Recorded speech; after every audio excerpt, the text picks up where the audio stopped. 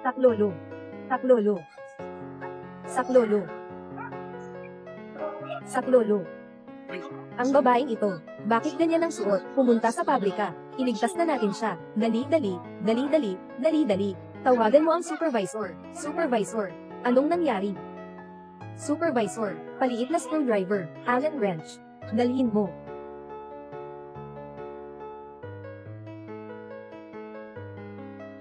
Importante itong kagamitan. Isa, na nagkakahalaga ng milyon-milyon. Ikaw na isang janitress lang. Huwag mong gagalawin. Nako, huwag na nating pag-usapan yan. Ang pagliligtas ng buhay ang mahalaga. Tama, tama, tama. Una ang pagsagip sa tao.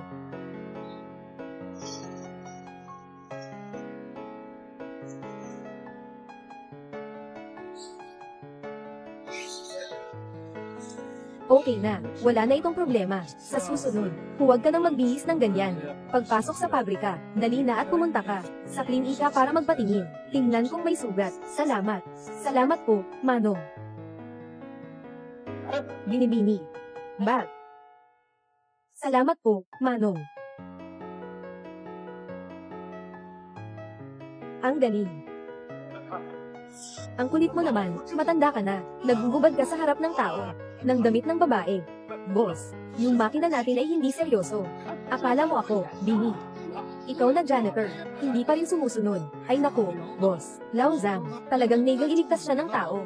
Oo nga, totoo ngang legal iligtas siya ng tao. Oo, bakit kayo nakapaligid dyan? Hindi ba kayo nagtatrabaho? Oras ng trabaho ito, umalis na kayo at magtrabaho.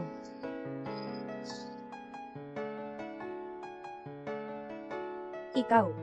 Ito ay imported na kagamitan. Kailangan ng pambansang teknisayan. Nang ilang araw na ayusin ito. Sino ang nag-alis nito? Ako. Ako. Sa harap ng lahat, ikaw ay isang salbaha. Wasakin ang kagamitan sa workshop. Ngayon, kailangan kitang dalhin sa law enforcement. Maghihintay ka ng kulungan. Hindi. Anong nangyayari? Direktor. Yung janitor na ito, sa ating workshop, hinuhubaran ng mga babae, at sinisira ang ating mga kagamitan sa workshop. Nais ko sanang dalhin siya sa tanggapan ng batas. Tatay, okay ka lang ba? Walang anuman. Tatay. Ginoo, hindi ko alam na siya ang iyong ama. Anong nangyari?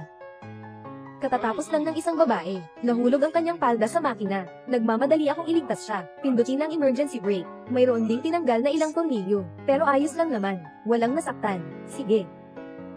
Nagkagulo lang.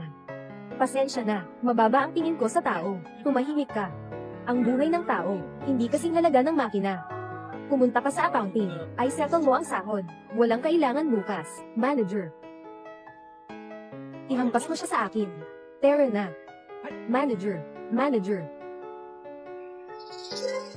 Tatay, ilang beses ko nang sinabi sa iyo, huwag ka nang pumasok sa pabrika. Ang saya sana sa bahay, masaya. Hindi ka makinig. Ngayon, ayos na ba? Halos mapagbintangan pa, na isang gangster. Hindi ka ba nag-aalala? Tingnan mo, ang laki ng lugar na ito. Walang nakabantay. Anong gagawin kapag may nangyaring masama? Dito pa lang, magwawalis ka. Pwede mo ba akong tulungan? Anong pwedeng gawin? Tingnan mo itong makina na imported. Sila, kahit emergency stop, hindi pa alam. Kung hindi dahil sa tatay mo, ako, sana'y bumaba mula sa langit. Agad na kumilos. Baka naman, may masyadong magulo. Sige na. Ayoko nang makinig sa'yo magyabang. Ngayon sa loob ng buwang, may isang palihan pa. Kailangan ko pang pumunta. Magbati muna. Malaking tao sa industriya. Uwi ka na at magpahinga. Huwag magulo. Sino bang malaking tao yan? Ako ang tatay mo. Kahit gaano pa kalaki, hindi ka pa rin hihigit sa akin. Nandito ako ngayon. Kahit sino, ay kayang ipahampas ang aming maliit na pagawaan.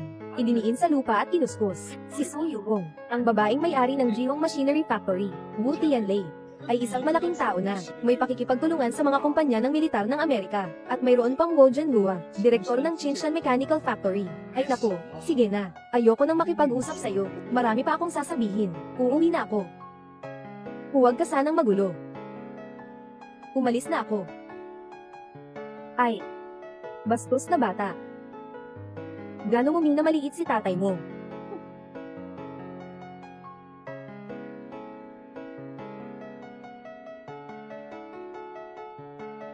Hindi tama, di ba? Hindi makagalaw. Di magkatugma ang mga numero. Hindi tama. Anong gagawin? Bobo naman. Ito lang, kailangan yung pag-aralan ito ng matagal. Kaliwa na tornilyo, iikot ng 3 beses, ihihiwalay ng 1 beses. Kanan na tornilyo pababa, maglagay ka lang ng spacer. Kaya mo yan. Kaya mo, gawin na, sige, magbigay ng espasyo. Tumingin ka. Tingnan mo. Talaga namang magaling siya, sobrang galing. Walang ilang dekadang karanasan. Hindi ito magiging mabilis, para matukoy ang problema. Bakit pumasok ang janitor dito? Ito ay isang teknikal na pulong. Anong ginagawa mo dito? Hindi ako. Nandito rin ako para sa pulong. Anong pulong ang sasalihan mo? Labas, labas. Anak, dumating na ang tatay mo. Anak. Ibigay mo ito sa akin. Sige, magtrabaho ka na. Talagang maingat si Ginoong Zhang. Natatakot na hindi malinis ang showroom. Kaya't kinuha ang mga janitor para tumulong. Ha ha ha. Tatay, di ba sinabi mong magpahinga ka sa bahay? Bakit ka nandito? Ang anak ko ang nagsagawa ng teknikal na palitan ng kaalaman. Bilang matanda, ako ang boss. Saan ba naman ang dahilan para hindi dumalo? Tama ba? Hehe. Ginoong Zhang. Yung kanina ng tatay mo.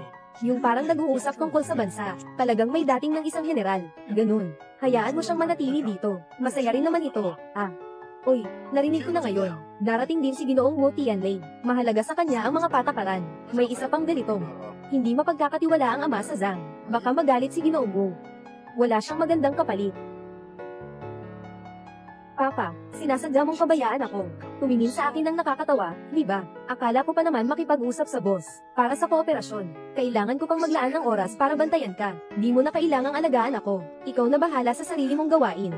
Ako bahala sa sarili kong lakad. Sige, pumayag ka sa akin. Huwag kang magpapasikat sa gulo. Mga boss, tingnan natin dito. Sige, sige. Ay. Tingnan mo ang tekstura. Ito ay ginawa gamit ang 3D printing technology. Tama ba? Ipakita mo sa akin. Magaling ang mata mo. Subukan mong i-recreate ito. Nag-aral din kami, ng matagal na panahon.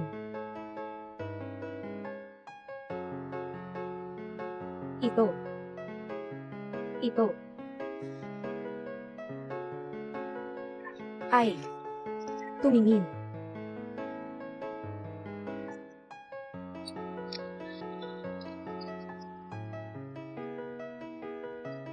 Ay. Bakit mo pinapagana ang utak mo? Sa lakas, makakagawa ka ng milagro. Ikaw na ang bahala sa lakas. Ang natitira ay ipapasa kay Miracle. Ay, ang galing mo talaga. First time kong makita na naglalaro ng Magic Cube ng ganito. Kay Zhang Xiaohai ang tatay. Yung utak niya, talagang iba sa karaniwang tao. Ang galing-galing. Hindi ba't naayos ko na ito? Oo. Hehe. Haha. Anong klaseng asal ito?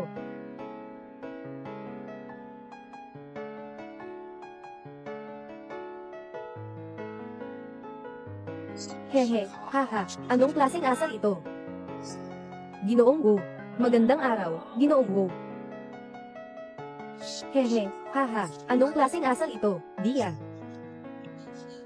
Magandang araw, Ginoong Wu. Karapat-dapat na makilahok sa mekanikal na teknikal na komperensya. Dapat, ito ay mga may-ari ng mga pangunahing pabrika. Dapat, mga taong nakatanggap ng Gintong Wrench Award. Paano naman napasok dito ang isang janitor? Si Ginoong Wu, ang janitor na ito, ay ama ni Zhang Xiaohai. Dinala niya ang tatay niya rito, para makakita ng bagong kaalaman. Si Xiaohai, ay, humahanga ako sa iyo, dahil naayos mo ang teknikal na palitan na ito, sa iyong pabrika. Maaari mong ipakita sa tatay mo ang mundo, pero dapat kahit papaano ay marunong sa asal. Opo, Jiwoo, tama po kayo. Nakatatanda ka na rin naman. Hindi ko matutulungan ang anak ko. Bahala na. Pero kahit man lang huwag naman siyang dagdag problema. Gawin siyang katawa-tawa sa lahat. Sino ba yang matandang yan? Ang laki ng ugali mo, tatay. Huwag kang magsalita ng basta-basta, Ginoong Wu. Hindi ganoon ang ibig sabihin ng tatay ko. Tatay, huwag ka nang makialam. Hindi mo narinig na sinabi ni Ginoong Wu. Ngayong araw nandito siya. Lahat ng ito ay mula sa mga pangunahing kumpanya, mga eksperto sa teknolohiya at mga tagapangasiwa. Anong gulo ang ginagawa mo dito? Ginoong Wu, aalis na kami ng tatay ko. Huwag po kayong magalit. Ay, eksperto sa teknolohiya. Tingnan mo itong sertipiko ko. May karapatang sumali ba ako? Tatay, ikaw na retire na. Anong alam mong teknolohiya? Sige na.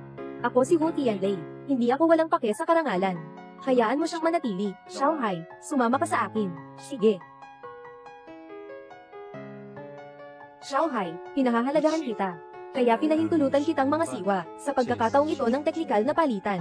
Paano mo naman papayagan ang tatay mo, na maging janitor dito? Kulang pa ako ng isang maglilinis ng banyo. Kaunti lang ang trabaho, at hindi na kailangang makilala. Hayaan mo siyang dumating. Oy, hindi. Saan ba ang tatay ko, na dapat mong alalahanin? Kaya talagaan mo siya ng mabuti. Matanda na ako. Walang tamang trabaho. Basta kumuha lang ng sertipiko, tapos mangakit ng mga walang silbi. Oy, Ginoong Wu, anong nangyari sa'yo? Ha. Saan na ba ako nagsimula? Pinapagawa mo sa akin na disiplinahin ang tatay ko. Ay. Mukhang nagkamali ka ng intindi. Ang gusto ko sanang sabihin, ay dapat mong igalang siya. Mahirap ang kanyang pinagdaraanan sa pagpapalaki sa iyo, bilang anak. Dapat mong malaman ang tungkol sa respeto at pasasalamat. Ano? Maaari siyang dumalo sa pagpupulong. Dumating siya para suportahan tayo. Mamaya, pakilala mo ako sa kanya. Gusto kong imbitahan siyang kumain. Pakilala. Hindi mo kailangan, kung gusto mo siyang makita. Ngayon tatawagin ko na siya dito. Nakakainis na naman, di ba? Anong sinabi ko kanina? Pasasalamat at respeto. Sige na, magpakabait ka sa matatanda. Naintindihan. Kailangan kong beripikahin, pambansang espesyal na teknikal na talento, mayroon bang Zhang Jiyuan? Mga ganitong antas ng talento, dito sa ating lungsod, sobrang lihim. Hindi ko maaaring hindi malaman. Ay, Papa. Kagabi si Ginoo, halos magalit na siya. Ay nako, yung matanda na yon. Sobrang init ng ulo niya. Huwag kang mag-alala, hindi ako makikipag-away sa kanya. Babalikan ka niya kahit kapaano. Karaniwan ng mag-ingat, ako ang nagsasabi niyan. Hindi makikipag-argue ang iba sa'yo. Ay, tingnan mo. Dumating si Ginoong Su.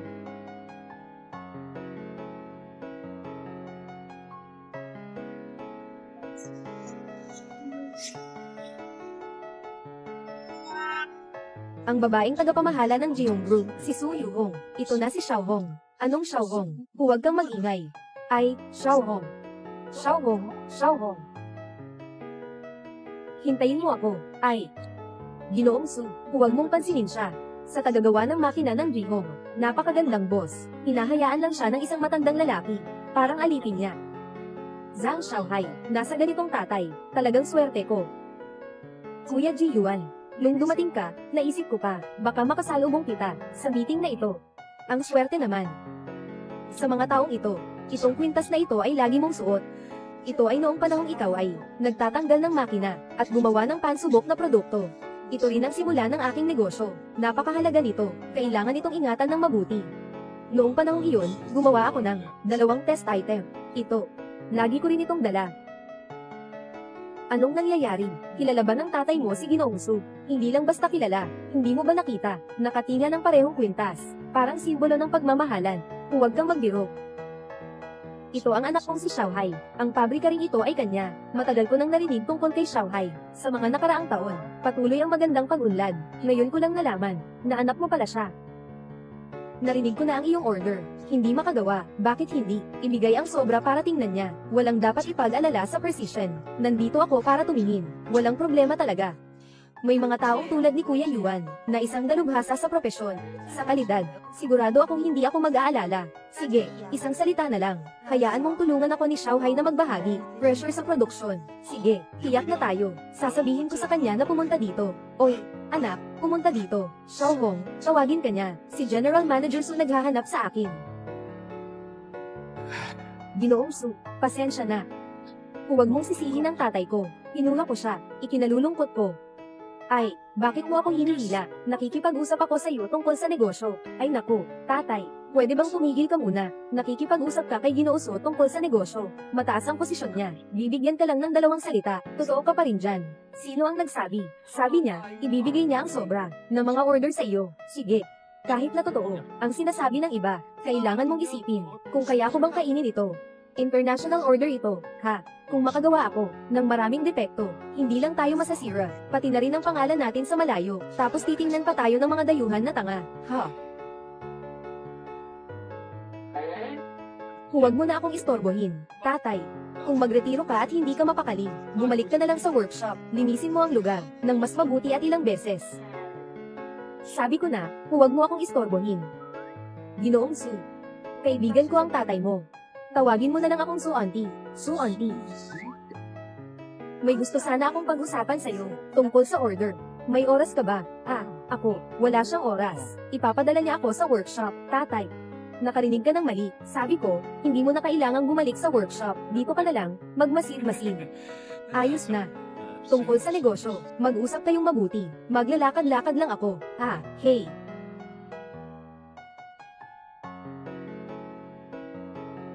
Tito. Ako si Lee Senador, direktor ng Bomi Mechanical Factory. Direktor Lee Senador. Tama. Gusto ko sanang humingi ng tulong sa inyo. Na-I-refer ako. Ginoong Su. Tawagin kayo niyang tiyuhin. Hindi siya tapat. Kung hindi ka tatanggihan, nais mong tawaging amang buhay. Mahal na ama, umaasa akong magsalita ka ng mabuti sa harap ni Ginoong Su. Kaya ko rin gawin ang kanyang proyekto. Hindi, Ginoong He. Hindi naman siguro. Huwag, sobrang dami ng anak, nahihirapan na ako. Isa na lang akong retiradong matanda.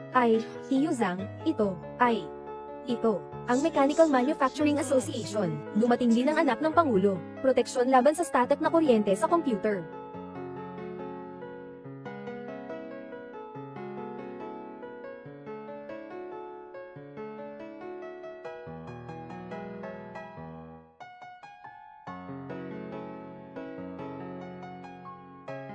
Hindi ko akalain na basta na lang akong makikialam. Akala ko lang na basta-basta akong makakatulong. At may iligtas ko. Pero ang nasagip ko pala, ay anak ng presidente ng samahan. Hi.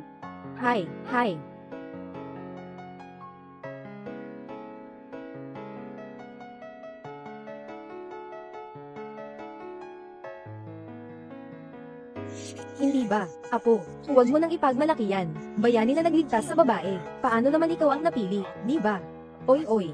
Ninang, lamig, papunta na tayo sa kanila. Bilisan mo na. Ninang, Reng, ako si Lee Senador mula sa Bomi Machinery. Nagsalo pa kami ng pagkain ng tatay mo, noong bagong taon. Binigyan pa kita ng red envelope, ang Hermes na ibinigay ko. Tito. Naghahanap ako sa inyo. Salamat sa pagligtas sa akin. Maliit na bagay lang. Kain tayo. Ako ang bahala. Pumili ka ng lugar. Una si Su Yuhong, at si Leng Piyu. Paano niya kilala lahat? Gulong-gulo rin ako. Ito. Ano ba talagang nangyayari? Lahat ito. Hindi ba si Cold President? Bakit laging nauuna ang kayamanan? Bakit naman siya nakipag-ugnayan ulit sa siya ng sobrang lapit? Shanghai. Anong nangyari sa'yo? Walang anuman. Yung hindi mapagkakatiwalaan ko. Muli na namang magdudulot ng problema sa akin. Ang hindi mapagkakatiwalaan ay palaging nangunguna. Maingat na nilikha ay palaging nangunguna. Magdudulot ng problema. Ito pa rin ang kilala ko, si Kuya Ji Yuan ba, Tia Su. Ako ang anak niya, hindi pa niya alam. Matapos magretiro, araw-araw, bumibili hanggang ubos, siya akong nag-aalaga. Mukhang may hindi ka pagkakaintindihan sa iyong ama. May mali ba ang pagkakaintindi? May mali. Kilala ko na siya mula nang ako'y isinilang. 10 taon na, hindi mangyayari iyon. Gusto ko na siyang bigyan ng kasama. Dapat siyang alagaan ng mabuti. Sayang, siya itong retiradong matanda. Sino ang may gusto sa kanya? Hindi naman sigurado yan.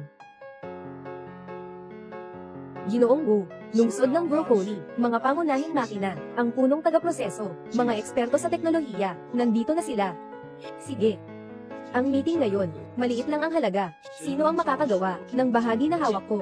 Sino ang ibibigay ko? 2 milyong gantimpala, dagdag pa, 500 milyong order sa ibang bansa. Ginoong Wu. Isang maliit na pyesa lang ito. Kailangan bang magbigay ng ganito karami? Tanga. Ito si San Jimmy. Ito ang inatas ni Ginoong San. Basta't si Ginoong San ay masiyahan. Ano ang halaga ng perang ito? Oo, tama ang sinasabi ni Ginoong Wu. Tungkol kay Ginoong San, ito ay isang higanti sa industriya ng militar ng Amerika sa kanyang suporta. Kaya kung makuha ang lahat ng merkado ng industriya ng makina sa bansa, natiyak na ba ang pagkakakilanlan ng matandang lalaki? Naghihintay pa rin ng balita. Kalihim, kay tatanggap lang ng impormasyon. May nag-iimbestiga, nasyonal na espesyalista, Zhang Jiyuan. Sinong may ganitong kalaking loob? Si Zhang Jiyuan ay isang dambuhalang figure sa industriya ng makinarya. Sa pamamagitan ng kanyang mga kamay, ang ikasampung generasyon ng fighter jet, long-range intercontinental missile, aircraft carrier, ang mga pambansang mahalagang kagamitan, mula sa mga plano, naging realidad. Ang kanyang pagkakakilanlan, iyan ay isang pinakamataas na lihim. Sabihin mo na, pambansang espesyal, na teknikal na institusyon, walang taong ganito, tama.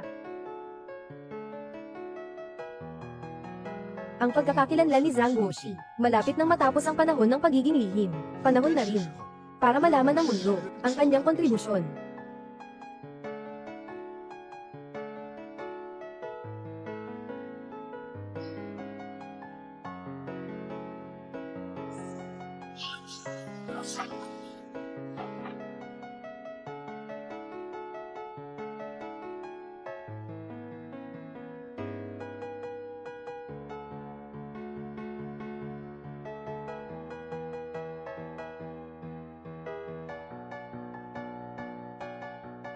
Sige.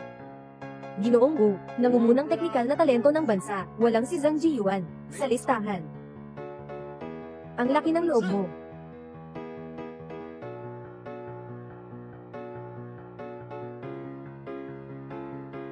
Ayos. Ginoong Wu, pambansang espesyal, mga teknikal na talento, walang Zhang Jiyuan. Ang lakas ng loob. Narinig ko na si Boss Wu, ngayong araw ay magbibigay ng gantimpala, paraan ng paggawa ng pyesa. Sino mang makakagawa niyan, bibigyan siya ng bonus, at isang malaking order. Ang pabuya ni Boss Wu. Malaki ang hamon sa tingin ko, ang mga manggagawa namin sa pabrika, siguro ay hindi sapat, walang pag-asa. Ay naku, tingnan mo kung gaano kayo kabalang abala, ano man ang pyesa, ito ay dinisenyo ng tao. Hindi naman ito mahirap, noong araw, ako'y nagbubuhat ng mag-rocket, hindi naman ito mahirap. Alam mo ba ang tungkol sa paggawa ng makina? Naghahanda ka ba ng rocket? Ang nilalaro mo ay modelo ng laruan, di ba? Anong modelo ng laruan? Totoong bagay ito. Ang taba nito. Kasing taas ng 5 palapag. Makakalipad tayo pataas sa langit. Ha. Hindi kayo naniniwala, ah? Naniniwala. Tiyo, talagang naniniwala kami, ah, ikaw. Huwag mo na kaming gawing katatawanan. Okay, ha. Tiyo, kung talagang mayroon ka, sinasabi mong ganyan kagaling. Mamaya, ipakita mo rin, para makita namin. Walang problema. Pag nakita nyo na ang aking galing sa paggawa, huwag nyo akong hihinga ng pagtuturo kung paano mag-apply ng anti-static. Sige.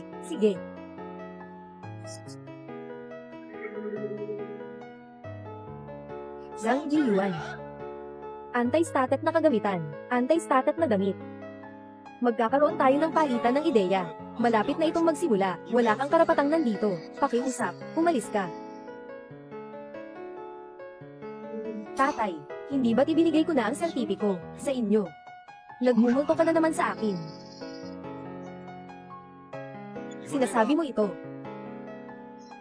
Ay, bakit mo sinira, Papa?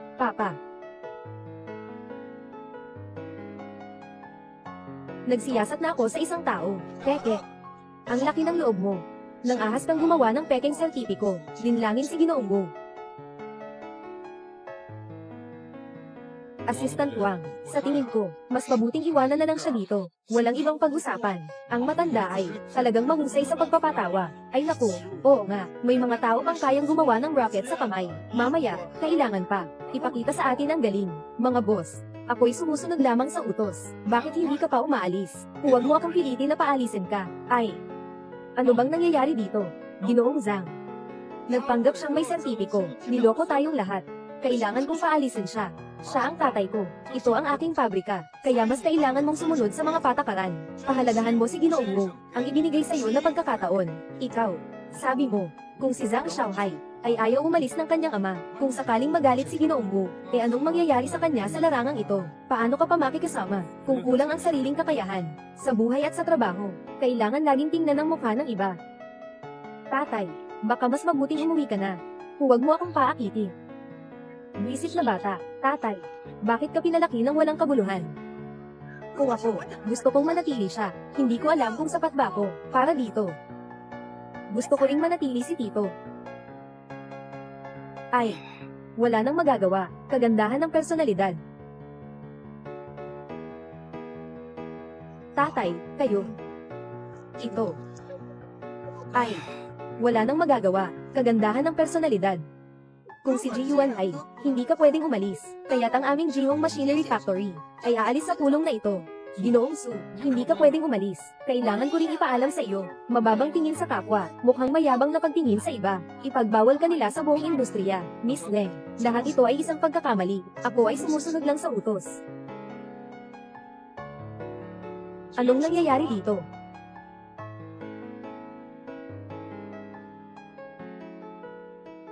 Ginoo Wu, yung assistant mo, ngayon ay gustong ipasara si Zhang Xiaohai. Kailangan talagang paalisin si Kaido. Ganito ang gawin. Medyo hindi ito tama, di ba? Tama. Itong si Assistant Wang talaga, parang wala nang kwenta. Yung mga hindi nakakaalam. Akala mo ay, Ginoong Wu, ang inihanda mo, hindi ako. Anong ikaw? Kahit na ako at si Zhang Xiaohai ay magkalaban, hindi ko maaring hayaan na ganyan. Pinapahirapan mo ang kanyang ama. Talagang hindi ako. Hindi ikaw. Ako ba? Ginoong Wu. Nababahala ako sa pulong. Isang janitor siya. Wala siyang alam. Makakaapekto ito sa lahat. Sino ang nagsabing wala akong alam? Yung mga teknik na ginagamit nyo ngayon. Lahat ng yan ay mga natira ko noong araw. Ayoko nang turuan pa kayo. Sandali lang. Ipapakita ko sa inyo. Papa, huwag ka nang magsalita. Ay, ipapakita ko pa ang isang trick. Tingin ko, magaling ka sa panlilinlang sa anak. Ayos na. Malapit nang magsimula ang talakayan. Manatili ka lang dito.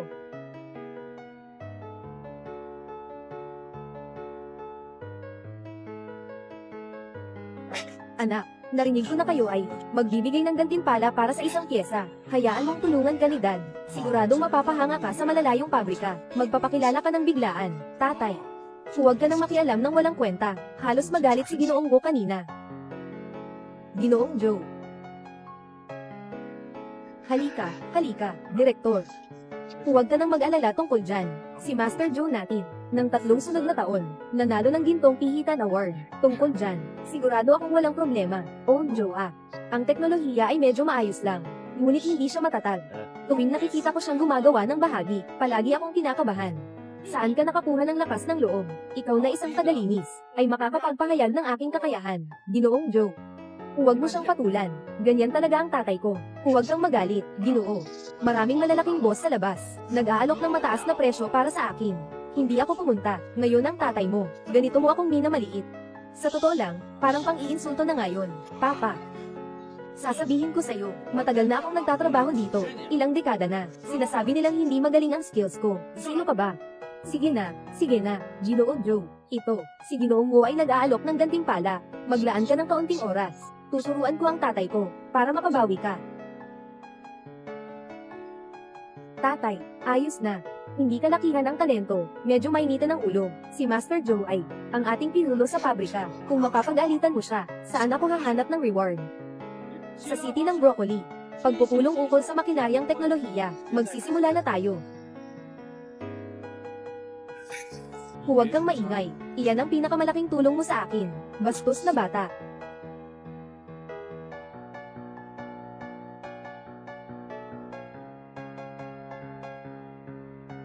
Ngayon, ang ating pagpupulong, may isang tema lamang. Tingnan kung aling pabrika ang makakagawa ng bahaging ito.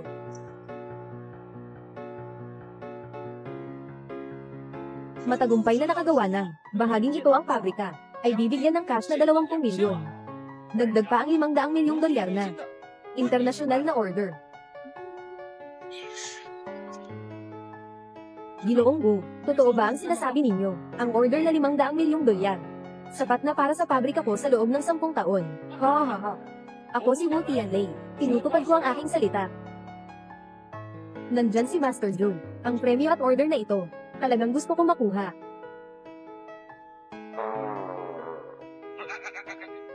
Papa, bakit ka na naman lumalabas? Itong pyesa. Parang nasa Intercontinental Missile. Yun sa Longxi Mechanical Plant, handa na sila. Iba't ibang uri ng kagamitan sa pagproseso. Sige na, simulan na natin.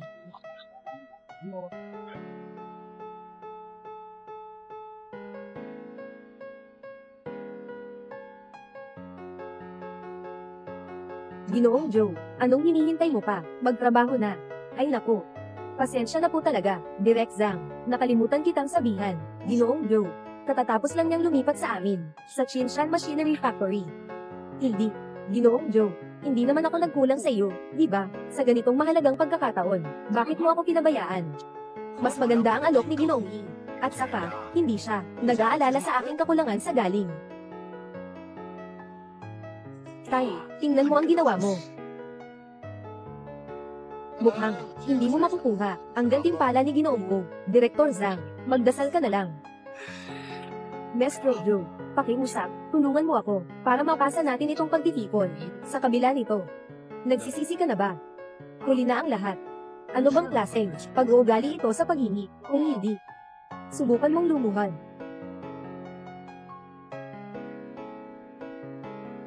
Ay, anong ginagawa mo? Ay, ikaw, mabahong bata, kanina pa nga gustong tawagin akong amang buhay.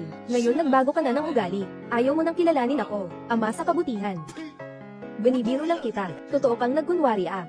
Si Ginoong Wu, makakatulong sa akin, kahit na siya ang tunay na ama, ayos lang. Ikaw, mabahong tagalinis, ano ang maibigay mo sa akin? Tara na. Walang kalinisan. Tatay. Siguro Joe ang pinaka, may karanasan sa aming pabrika. Umalis na siya, saan ako pupunta? Saan ako makahanap ng kapalit? Walang anuman. Tatay, tutulungan kita. Itong piyesa lang. Madali lang yan para kay tatay.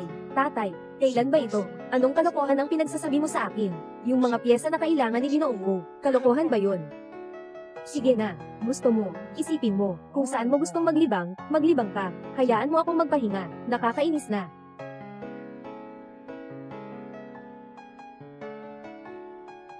Kuya Ji Yuan, Xiao Hong. Maganda naman ang galing ng iyong guro. Kung ikukumpara kay Kuya Ji Yuan, malayo pa. Oh, tama nga, narinig ko na nag-resign si Master Joe. Yung Yuan Shai Group. Meron pa bang mga bihasang, mga manggagawa dito? Hindi na kailangan ng iba. Sapat na ako. Gusto kong ipakita sa batang ito, kung ano talaga siya, tunay na kakayahan. Ay naku, pero sa edad na ito, kapag nag-exert ng puwersa, sumasakit ang balikat. Sige, masahihin kita, nakakahiya naman ito. Ha ha ha.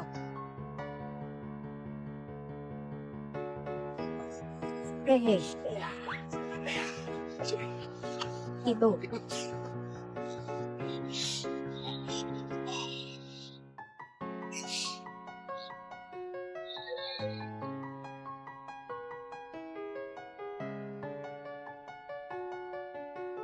Hehehe. Hong Hong. Matagal na hindi tayo nagkita. Hong Hong, na-miss mo ba ako? Li Yue, bakit ka ulit tumawag? Ano pa bang gusto kong gawin? Hindi mo pa ba alam? Noong mga panahong iyon kasama ka, sa ilalim ng mga bulaklak at buwan, nag-inuman tayo, at nag-enjoy sa magandang gabi. Hong Hong, bakit ang ingay dyan? Sinasabi ko na sa'yo, kung ikaw ay isang babae na, may ganitong karisma, hindi ka dapat makipag-ugnayan sa mga ganito, nakikipag-ugnayan sa mga kalawang na bakay. Ito, basta sumama ka lang sa akin, siguradong kakain ka ng masarap, uminom ng maanghang, magsuot ng ginto at pilak. Huwag kang palaging nakapunot ang loob. Hayaan mong halikan kita, nagsimula na, Li Yue. Sinabi ko na sa'yo, huwag mo na akong guluhin, palagi kang ganyan. Walang pakialam sa iba, parang kang isang yelo, pero sa tuwing ganyan ka, mas lalo kitang gustong sakutin. Ha ha ha, bakit di mo pinindot? Ay, sige, ako na ang bahala sa cellphone mo, ituloy mo lang. Hello.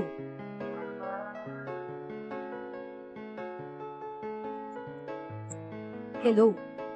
Oy, Hong Hong, sino itong naglilinis na ito? Bakit mo siya pinapamasahe? Isang matandang tao. Anong matandang tao? Tumingin ka ng mabuti. Ako ay kay Xiao Hong, na matagal ng kaibigan. Ikaw, matandang bagay. Ihinto mo ang iyong maruming kamay. Mabaho kang tagapaglinis. Maniwala ka o hindi, pupunta ako ngayon para patayin ka. Hindi ka naniniwala. Kung may lakas ka, halika. Hindi nagbabago ng pangalan o apelyido. Pangulo ng Chinshan Machinery Factory, si He Jianhua. Nagawa na. Ay.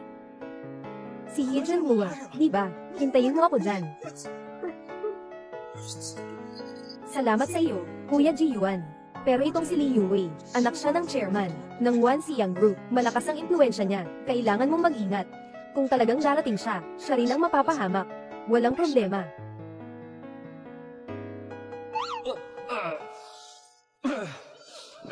Nakapagpahinga na, dapat na rin ipaglaban si Xiaohai. Tungkol sa gantimpala, sige, Kuya Ji Yuan, magpahinga ka na muna, HMM.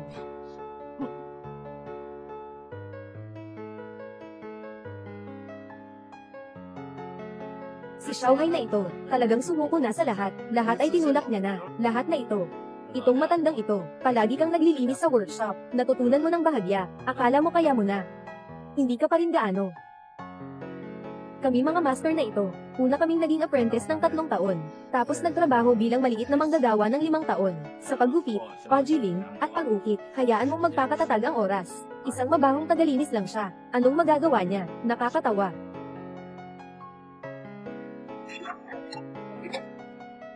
Walang anuman, sa tamang panahon, hintayin mo lang si Zhang Xiaohai, para sa kanyang katawa-tawang sitwasyon.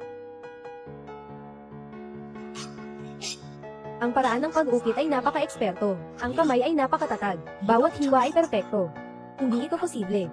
Ginoong Joe, kailangan niyo pang magsikap, ang gantimpala ni Ginoong Wu, dapat makuha ito, nasa akin ang lahat.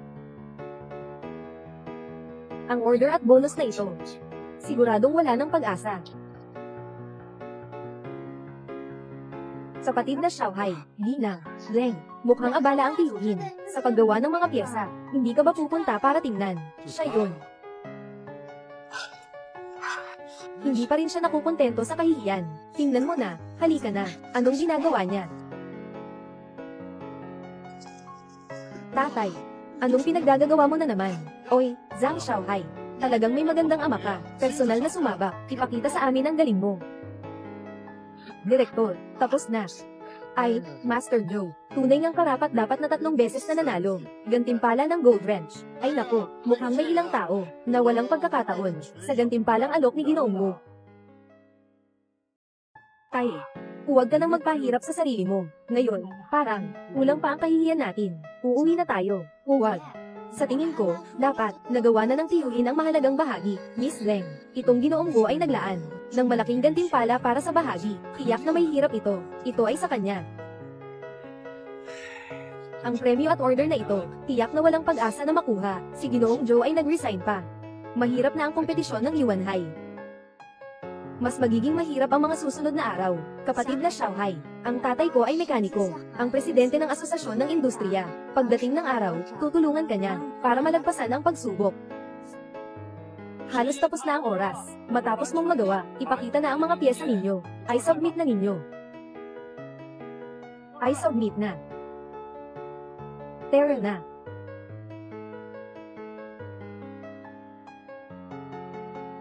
Upang masiguro ang katarungan, ang inyong mga piyesa ay dadaan sa pagsusuri ng makinang ito. Ang may pinakamataas na katumpakan ay makakakuha ang aking gantimpala at order. Sino ang mauuna? Ako ang mauuna. Ginoong Wu, kami ay dalaw. Mga piyesa na gawa ng pabrika. Tiyak na matutugunan ang iyong mga kinakailangan. Hindi ka ang may say. Kailangan itong dumaan sa pagsusuri ng makina. Ayos. Salamat sa iyong pagod.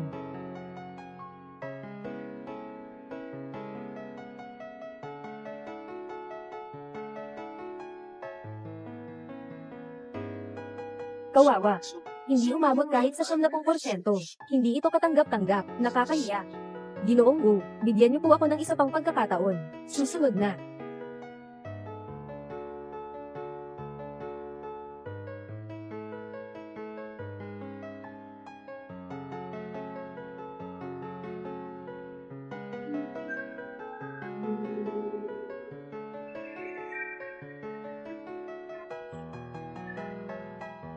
Wow! Ang galing! Kaya mo pala. Maganda, mga bahagi na gawa ng Jihong Machinery, ng paggawa, na iabot ang katumpakan, 77%, lumampas sa inaasahan. Binabati kita, Tiyasu, ang katumpakan mo, nakuha mo ang gantimpala, siguradong panalo na tayo. Kasama si Lin Wange, gumagawa ka ng mga pyesa, tiyak na ako'y magpapalipas lang. Ang tatay ko, siya yun. Huwag mo naman akong binibiro, susunod na. Ginoo Wu. Ako ay mula sa Shinshan Mechanical Factory, Hijianhua. Ito ang aming pabrika, mga pyesa na ginawa ni Guru Joe.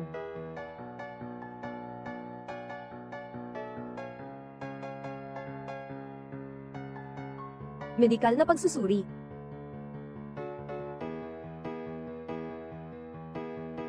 Wow, bakit ganito kataas? Ang galing, ang galing. Nakita mo ba? 29%. Sino ka ba? Mukhang ang gantimpala ay mapupunta sa amin, Shinshan Mechanical Factory. Master Joe, salamat sa iyo, natulungan mo ako. Kunin mo ang gantimpalang ito. Sa tingin ko may ilang tao na sobrang inggit na baka mawalan na ng ngipin. Ikaw, may natitira ka bang hindi natapos na proyekto? Ay naku, Ginoong Wu, ay anunsyo mo na ang resulta. Mayroon pa ba? Kung wala, ang Shinshan Machinery Factory ay mananalo. Sandali. Sandali. Ang mga piyesa na ginawa ng Yuanhai Machinery Factory ay hindi pa nasusukat. Tatay, malapit nang ipahayag ni Ginoong Wuang. Inilabas na ang resulta. Anong gulo ang ginagawa mo? Bakit hindi mo pinagkakatiwalaan ang tatay mo? Hayaan silang subukan. Tiyak na mas mahusay sila kaysa sa kanila. Dito sa harap ng maraming guro, walang nakagawa. Kaya mo bang gawin ito? Ito ay isang pagsubok. Subukan mong ilabas. Huwag kang mag-alala. Alam ng tatay ang ginagawa niya. Talagang nakakainis itong paglilinis. Ang laki ng loob mo. Ginoo Wu. Walang magagamit sa Farsi Mechanical Factory. Lalong tumitindi ang sitwasyon. Habang-haba pa ang loob na magpapahamak sa isang janitor na may hawak na basura. Para lang lokohin kayo. Pakiusap, agad na ay blacklist si Zhang Xiaohai at ang kanyang pabrika para sa akin sa industriyang ito na naghirap ng 30 taon bago makamit ang 78% na katumpakan. Ang ganitong kaunting kaalaman ay hindi makakapasa sa pagsusuri. Direktor Yi, hayaan siyang subukan. Tingnan natin kung paano siya mapahiya. Sige, Ginoo Wu. Sawang-sawa lang ang tatay ko. Hindi namin susubukan. Bakit hindi susubukan? Ito ay gawa ng tatay mo, na pinaghirapan niya, dahil gusto mong magpasuri. Sasagutin ko ang gusto mo. Pero kung magpapanggap ka lang, na hindi totoo, huwag mong asahan na magiging maayos ang kinabukasan ng anak mo, sa larangang ito. Ting.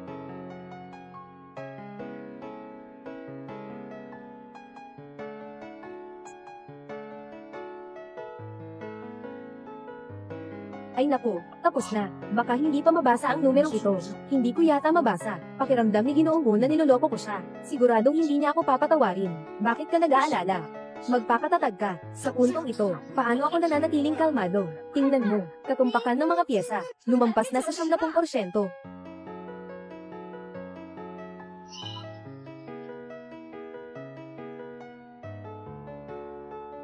Ay, ang galing. Yun nga.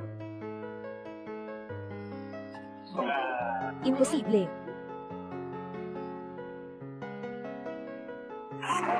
Wow! Ang galing. Sobrang hanga ako.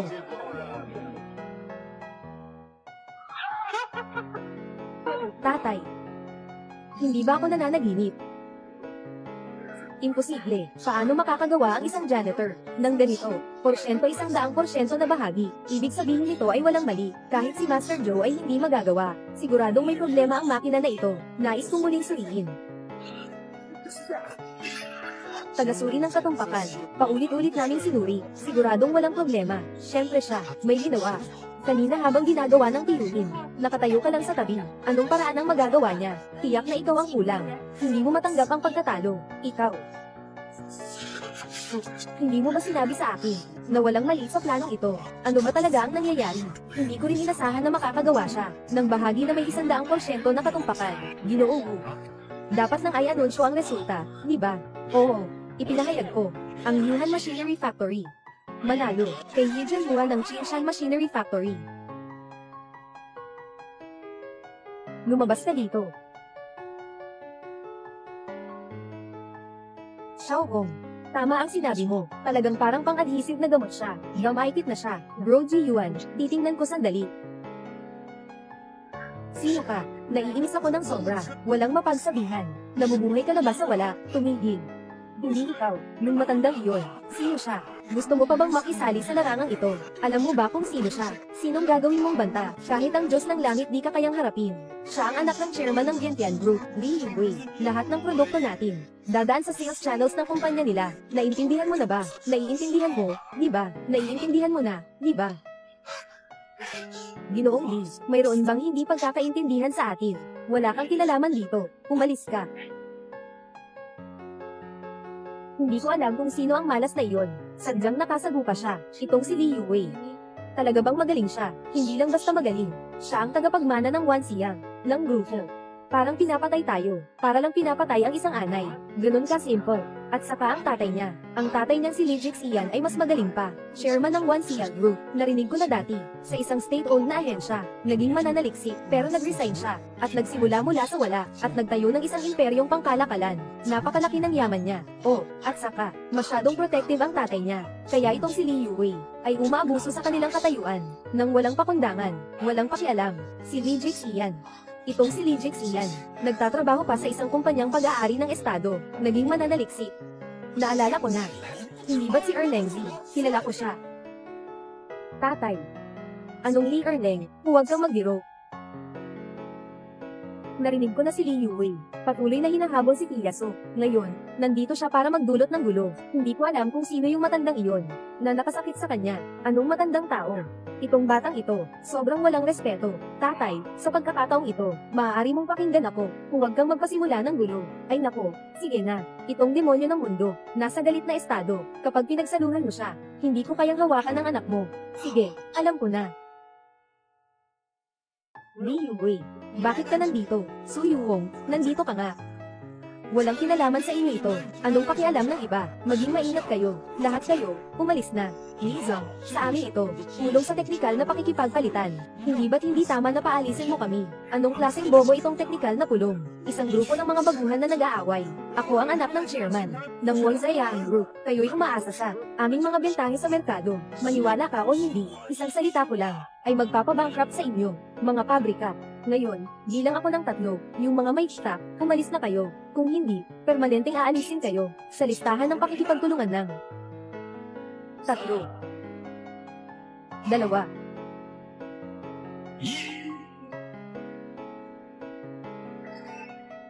tayo na. Ginoong Wu, ang bonus at order ay dapat sa akin. Kailangan mong tumupad sa iyong salita.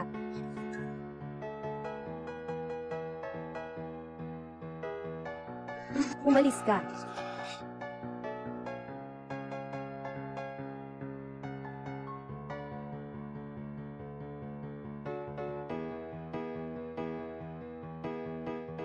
Dial up.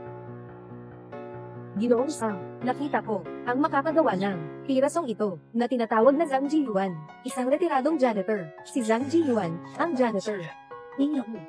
Nakakatuwa. Akala ko siya ay nasa bingit na ng kabiguan. Sa ganitong kalagayan, kilala mo siya. Babalik ako sa Dragon Country sa lalong madaling panahon. Ano man ang kailangang gawin, para makuha ang paraan ng paggawa ng mga bahagi. Tatay, bakit hindi ka pa umaalis? Nandito si Xiao Hong.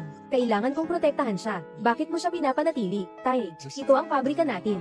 Siyempre natatakot ako na magalit ang sitwasyon. Hindi na ito maayos. Siyempre, hindi rin ako makaalis. Tito at tita, ng pag-ibig at galit, napakagandang paksa. Hindi ko dapat palampasin. Ikaw, sama-sama. Manood at kumain ng pakwan. Hindi kayo dalawa. Halika, halika. Huwag. Talagang malaki ang loob ninyo, si Su Yuhong. Matagal na kitang hinahanap. Pinapayagan mo. Isang amang matanda ang manghamak sa akin. Nasaan siya? Ibigay mo siya sa akin. Gusto kong gawin ako siya. Yung sinasabi niyang janitor. Hindi naman siguro yun si Tito. Tay, hindi mo naman siya talagang pinasok, di ba? Sobrang mayabang ng batang ito. Sino ba ang gusto niyang gawing abo? Gusto kong turuan siya ng leksyon ng mga magulang niya, ng isang magandang aral.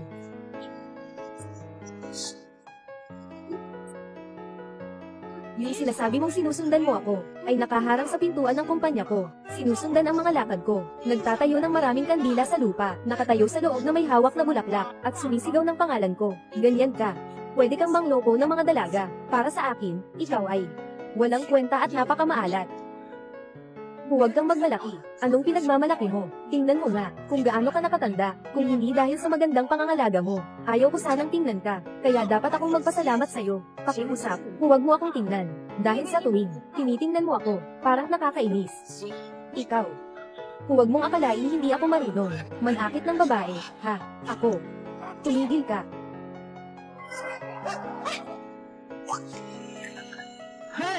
Amoy basurang janitor, nandito ka talaga. Huwag mong akalain hindi kita papatayin. Tatay.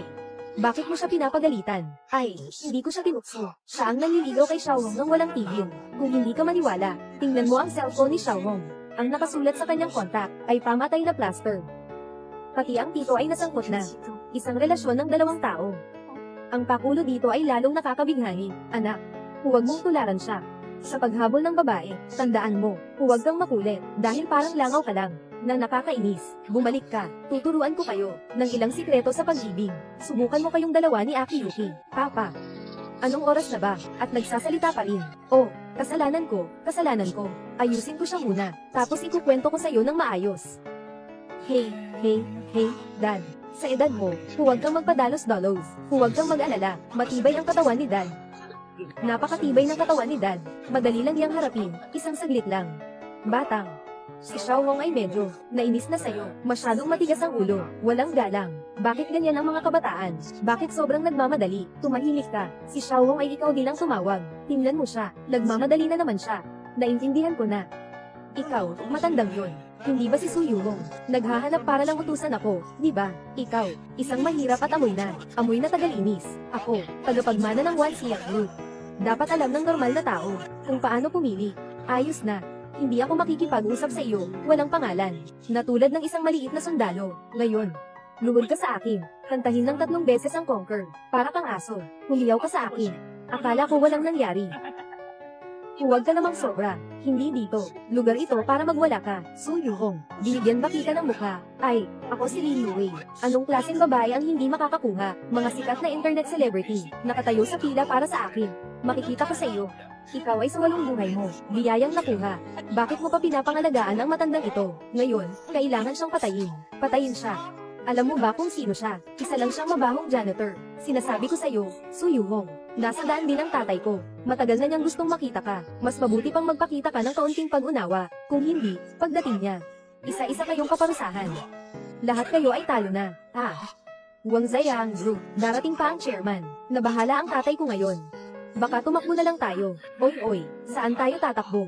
Nakikita kong papatay ang tatay ko. Li Yue. Huwag ka namang sobra. Paano? Ngayon natatakot na. Ay, huli na. Tatay, bumalik ka na. Ito'y tungkol sa aming dalawa. Bakit ka nakikialam? Ang dalawang ito, hindi ko kayang harapin Ano ang kinakatakutan mo? Ituturo ko sa iyo ang isang paraan. Paano manligaw sa babae? Huwag kang matatakot. Kapag natatakot ka, mas lalo kang hindi igagalang ng iba. Mag-aral kang mabuti. Tumingin kang mabuti. Ako at si Xiaohong ay magka-partner na bagay. Sadyang itinadhana, bakit kailangan mong makialam, at manghimasok? Ang bastos mo sige na. Ikaw, Su Yuhong. Ikaw para lang sa akin. Pinapahamak mo ang isang matandang lalaki na nakatingin sa iyo. Talagang nagugutom ka, kaya kahit ano, kaya mong kainin. Itong mga mata ko, linisin mo ang bibig mo. Ako at si Ji Yuan, pero tunay na pagmamahal. Ikaw, Lolo at si Ginoso.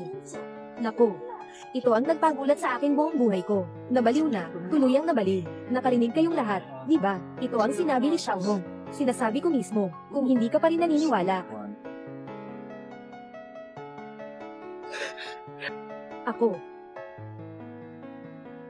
Naku, niyakap ko talaga. Kuya Xiaohai, laging ganito ba si Tiyo? Matapang. Di ko alam din. Lagi na akong nalilito sa tatay ko. Buwis buhay na ito. Anong ginagawa mo? Papatayin kita. Ako. Bata pa ako pero sanay na ako.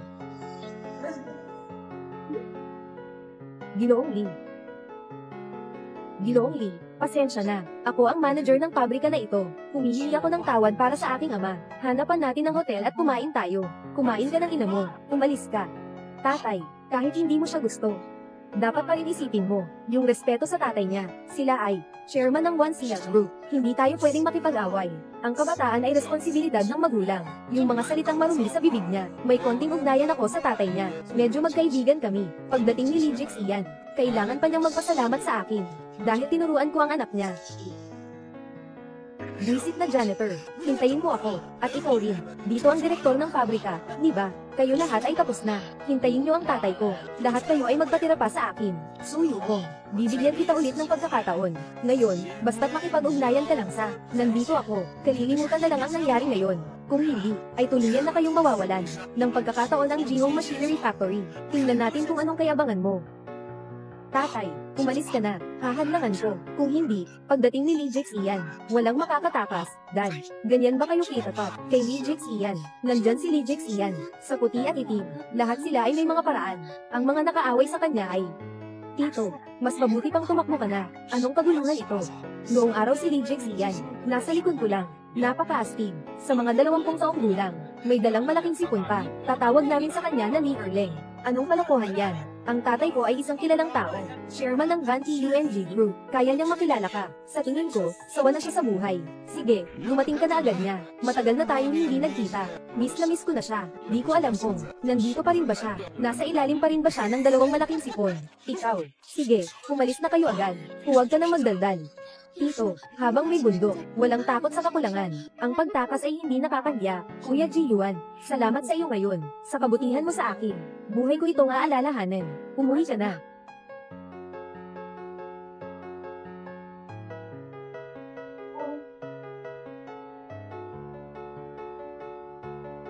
Binubuli ang pamilya ko. Walang makakalabas ngayon. Yung mga bumubuli sa pamilya ko, walang makakalabas ngayon. Tatay, dumating ka na rin. Halos patayin na ako ng mga ito. Sila talaga, hindi kami pinapansin ng One Siang Group, na parang wala kaming halaga, napaka-abusado. Saan ka nakakita ng ganito? Tanging ang pamilya Lee lang ang nananakit sa iba, at wala pang ibang tao, na nanakit sa pamilya Lee. Sino ang pumatay sa'yo? Ipakuha mo siya sa akin. Siya yun. Yung amoy na tagapaglinis na yun. Tingnan mo, tatay.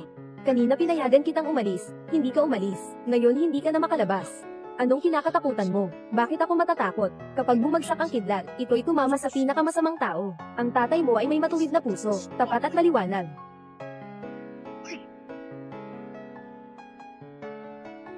Malayo ang pabrika ng makina, isang maliit na workshop. Na naglakas loob na hindi pahalagahan ako, si Lee Jix Ian. At ang aking One Siang Group, hindi ba ito labis na kayabangan? Sobrang yabang, di ba? Ginoong Lee, ang lahat ng ito ay dahil sa akin. Kung sisihin man, sisihin mo na ako. Wala akong kinalaman sa kanila. Su Yuhong.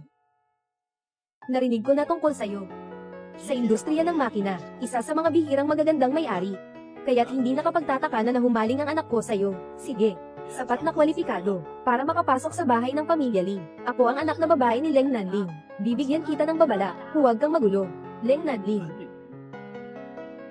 Walang anumang tagumpay sa buong buhay niya, isang maliit na tauhan.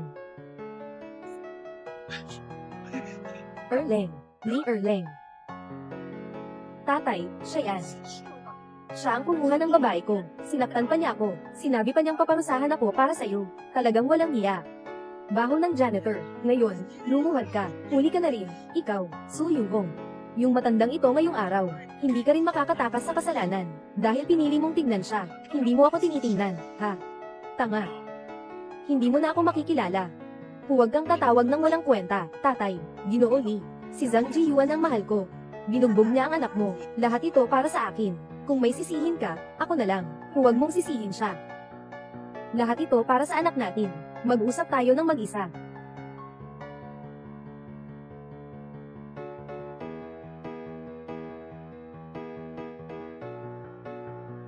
Kuya, ayos lang. Matagal na tayong hindi nagkita. Ngayon ay parang naging malaking boss ka na. Pati itong tungkod. Ang yaman niyo talaga. Pakisilip nga. Lahat ng ito ay dahil sa inyo, kuya. Sa simula ng negosyo. Kung wala, ang suporta niyo, kuya. Wala sana ang araw na ito para sa aking One Siang Group. Tama, kuya. Nasa Vientiane Group ka. Yung bahagi ng teknikal na pag-invest, naiwan pa sa'yo ng kuya mo. Ay nako, huwag na. Anong shares dyan? Isa lang akong retiradong matanda. At saka anak ko si Xiaohai, may magandang kinabukasan. Sapat na sapat para suportahan ako. Aba. Bakit parang natatakot si Lidong sa tito natin? TSK, takot ba ang tatay ko sa isang janitor? Siguro si Ginoo Lee ang may mataas na posisyon at kapangyarihan. Huwag ka nang makipag-away sa tatay ko. Ay nako, kuya. Anak ko, wala namang ginagawang masama. Babalikan ko siya at papagalitan ko ng maayos. Natutulungan na kitang turuan siya. Sa susunod, huwag na siyang mangulit. Si Xiaohong ay sapat na. Si Su Yuhong at ikaw. Kami ay nagkabalikan. Na muling nagpatuloy. Ano sa tingin mo? Magkatugma ba? Angkop. Isang pares na itinadhana ng langit at lupa. Naghihintay na uminom ng inyong alak sa kasal. Halika. Lumuhad ka. Lumayo ka. Narinig mo ba? Lumuhad ka. Anak, lumuhad ka. Tatay. Anak. Pasensya na sa mga nagawa ko ngayon. Humingi ka ng tawad sa lahat. Ay. Sapat na ang humingi ng tawad kay Xiaohong. Hindi ko naman maaring ipagsawalang bahala ang bata. Ginoong Su. Tinitiyak ko sa inyo. Ang aking anak, hindi na muling manggugulo sa inyo. Sa susunod, siya ay magdadala ng regalo, at magsosorry ng personal. Masyado namang mabigat ang sinabi ni Ginoong Ling. Ikaw, hayop ka. Palagi mo akong pinapahirapan. Hindi ka pa ba aalis? Kuya.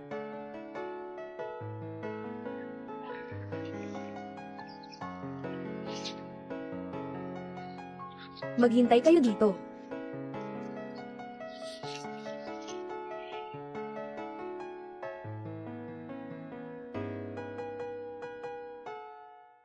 Iyasu. Yung sobra mong order, ipasa mo na. Bibigyan din kita ng pasasalamat. May mga bagay pa ako sa pabrika. Umalis na ako. Tinatawag ako ng nanay ko para kumain. Umalis na rin ako.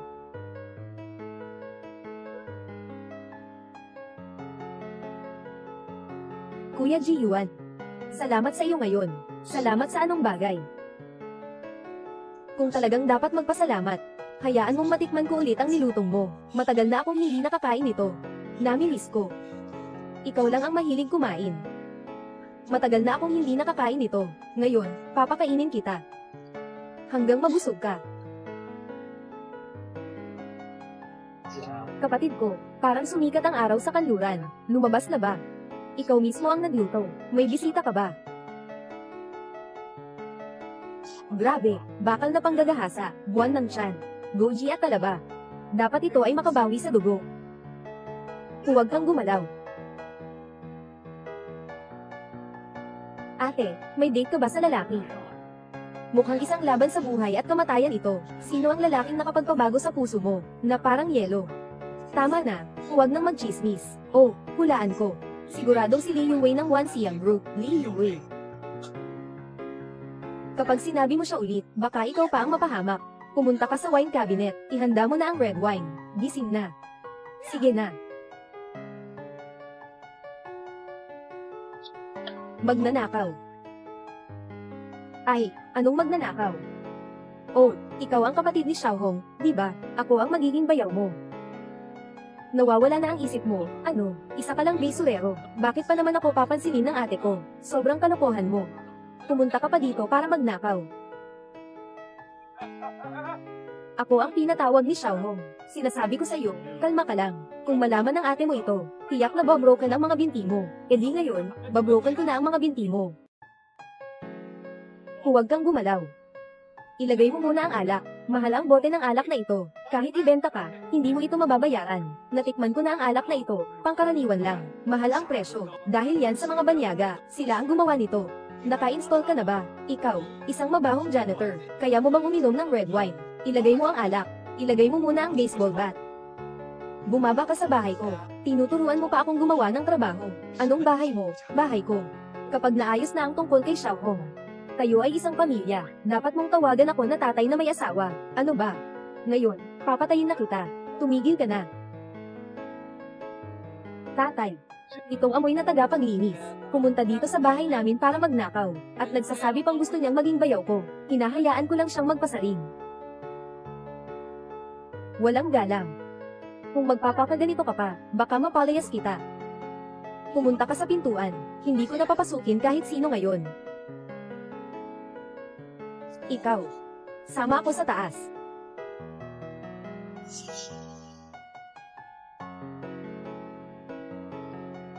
Naiintindihan ko na, si ate ay personal kang huhulihin.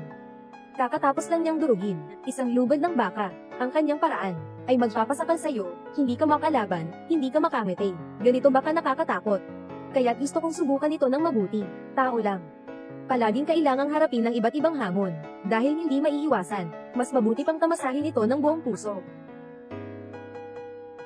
Nandito na ako, Xiaohong. May ganito pang bisyo ang matandang ito.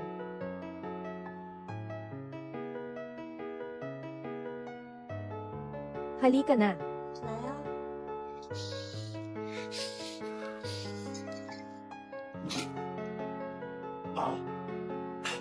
Ang alak ay nagpapalakas ng loob. Laban na.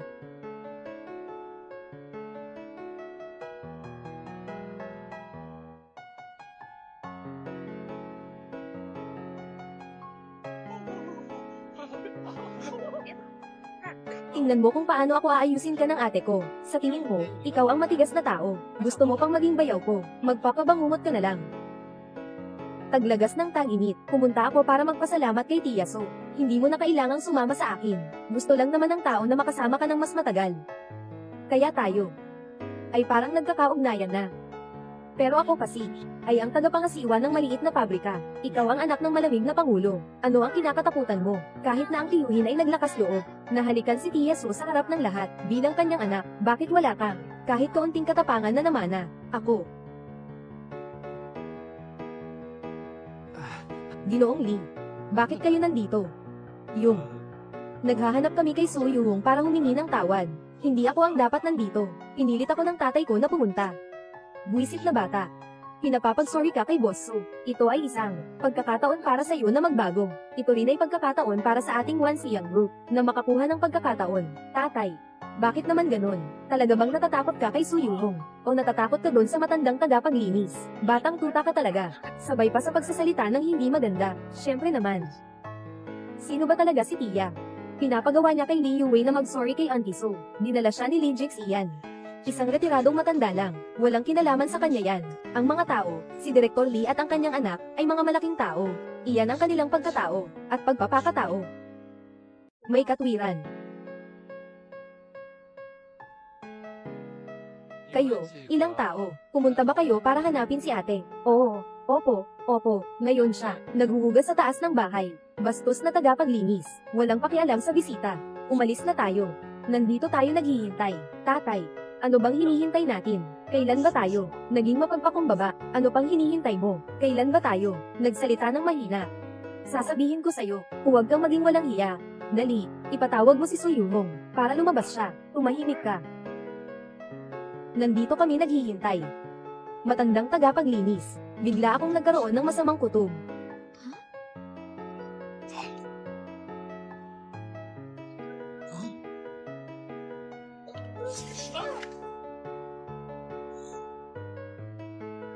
Kanina, parang nakita ko si Tito. Anong ginagawa niyo?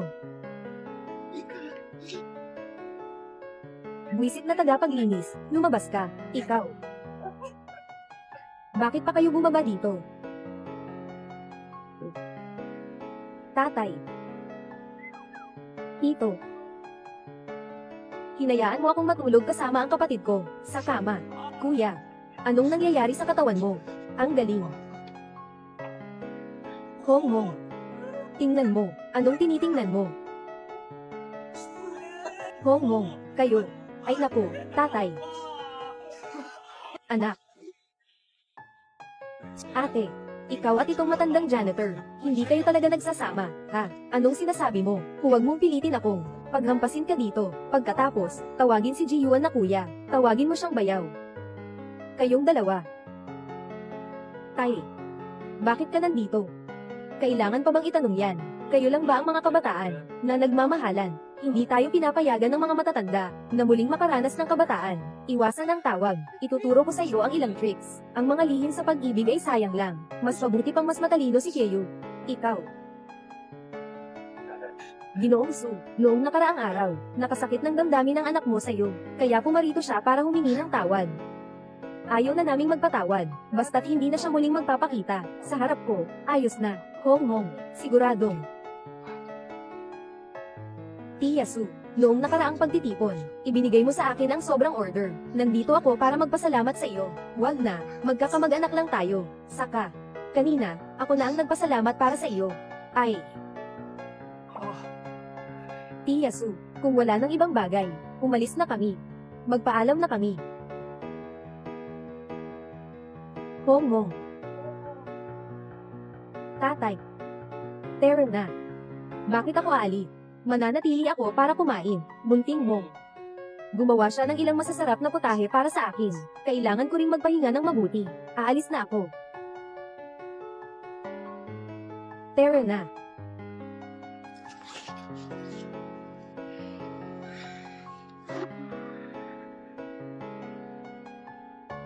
Kiluyu.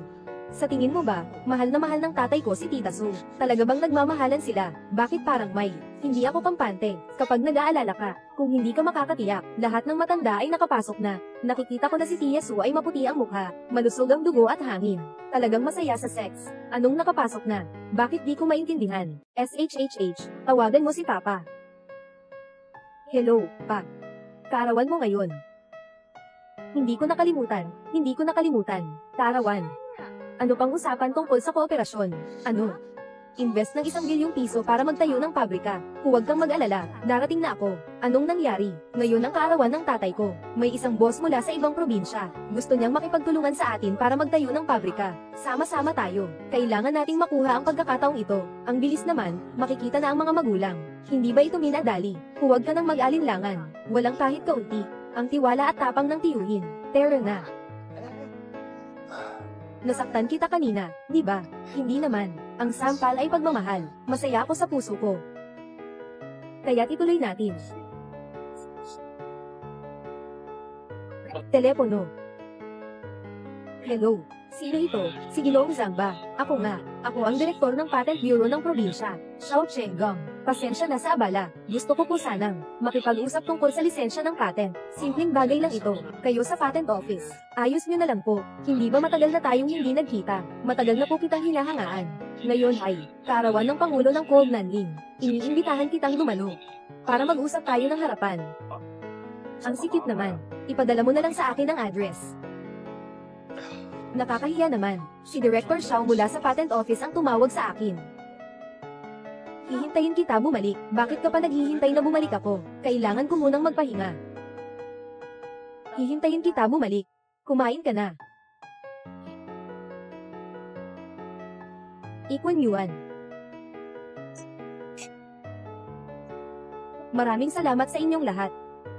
Pa, pasensya na, nahuli ako. Kuya. Piyu, ngayon ay kaarawan ng tatay. Kahit makuha mong mahuli, matagal nang naghihintay si Xiao Guangzi sa'yo. Ito ay ang kaibigan mo. Alam mo ba na ngayon ang family feast? Bakit mo dinala ang isang outsider? Si Xiao Haige hindi outsider. Siya ang boyfriend ko. Kailan ka naging boyfriend? Bakit hindi mo sinabi sa amin? Si Xiao Guangzi ngayon ay dumarayo para sa'yo. Pasensya na po, Ginoong Xiao. Aking kapatid na babae. Ganun talaga ang kanyang panakaibigang ugali. Pagkatapos, ipagtatanggol ko siya ng maayos para sa'yo. Hindi naman ito sa gabal. Binibining Hiyu ay anak ni Pangulong Leng. Kaya madaling malinlang ng iba, pero para mas siyang makakita ng pagkakaiba-iba ng tao, malalaman niya agad kung sino ang karapat dapat pagkatiwalaan. Paano ka magsalita? May isang pabrika si Shanghai. Siya ay isang mahusay na kabataang negosyante. Biro. Ang ama ni Ginoong Xiao ay ang direktor ng Patent Office ng probinsya. Hawak ang maraming teknolohiyang patent. Bawat taon, ang kita mula sa mga patent ay sapat na para sa maliit na pabrika niya. Sa loob ng mahigit 10 taon, sa hinaharap, huwag mong isama ang kahit sino pabalik. Binababa natin ang antas ng pamilya natin. Ikaw, Kiyu, baka uuwi na lang muna ako. Sige na. Lahat ng dumaan ay panauhin. Uupo na kayo. Ay. Kailan darating si Director Xiao? Mahal na Pangulo, pumunta ang tatay ko para mag-imbita ng isang nakakatanda sa industriya ng makina, eksperto, dapat malapit na siyang dumating. Sinasabi niya, nandito na siya ngayon.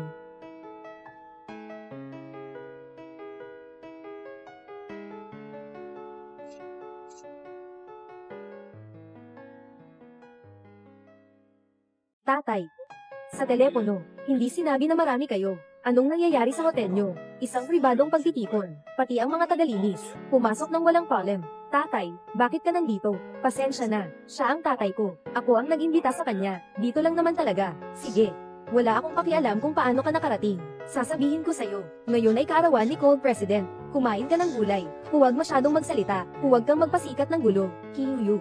Ito ba ang lalaking hinahanap mo? Kahit ang kaarawan ng tatay natin. Dala pa ang pamilya para manghingi ng pagkain. Sobrang nakakainis na talaga. Yung suot mo na ito. Akala ko ay mga tagapaglinis ng hotel. Sige na, si Yayu. Ang pagiging tagapaglinis ay isang seryosong trabaho rin. Umupo ka na. Malamig na Pangulo, ngayon ay kaarawan mo pala. Ang anak kong si Xiaohai at si Qiuyu. Nasa relasyon na tayo. Maaaring ituring na rin tayong semi-mag-anak. Sasamahan kitang uminom ng buong gana. Tito, ayaw mo lang kumain at uminom. Okay na, kaarawan ng tatay ko. Dumating ka ng walang dala. Tama nga.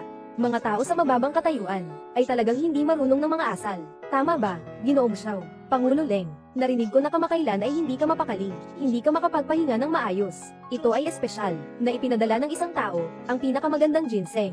Pampakalma at pampalusog sa utak, pagpapakalma at pagpapaluwag ng daloy ng enerhiya, halaga ng mahigit 30,000 yuan. Maraming salamat, maraming salamat. Kung presidente, salamat po, inihanda ko ang Wuyi Mountain. Pinakamataas na klase ng dangpaw. Maligayang kaarawan sa iyo. Haba ng buhay, parang bundok ng Shen. Anong klase itong tsamo? Napakamababa ng kalidad. Oy, Tito, may kaunting kaalaman ka rin. Itong tsamo. Hindi hihigit sa 10,000 piso, kumpara sa ibinigay ni Ginoong Xiao. Isang ginseng lang yan. Para kang basura. Ay nako, si Yayu, huwag naman ganyan. Basta totoo ang puso, okay na yon. Tito, paano naman? Binubuwag mo pa ang set ni Xiaohai. Hindi naman ako nagkamali eh. Ang galing nitong batang tang. First time niyang makipagkita sa magiging biyenan. Paano niya nailabas yung ganitong klase ng regalo? Ang taas ng klase. Ang hindi patas nito. Alam ko na hindi ka maaasahan sa mga gawa mo. Buti na lang at nag-ingat ako.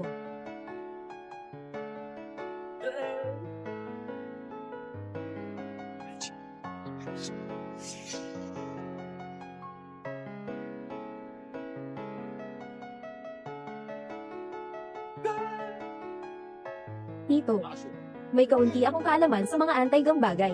Ang bagay na ito ay mukhang bago. Kung ibebenta mo ito sa pamilihan, hindi ito aabot sa 200 piso. Siguradong ito ay mula sa Chang. Kumuha lang ng maliit na dekorasyon, at dinala ito rito. Tay, bilisan mo nang itago yan. Huwag mong ipahiya ang anak mo. Si Xiaohai. Ibigay mo sa akin, tingnan ko.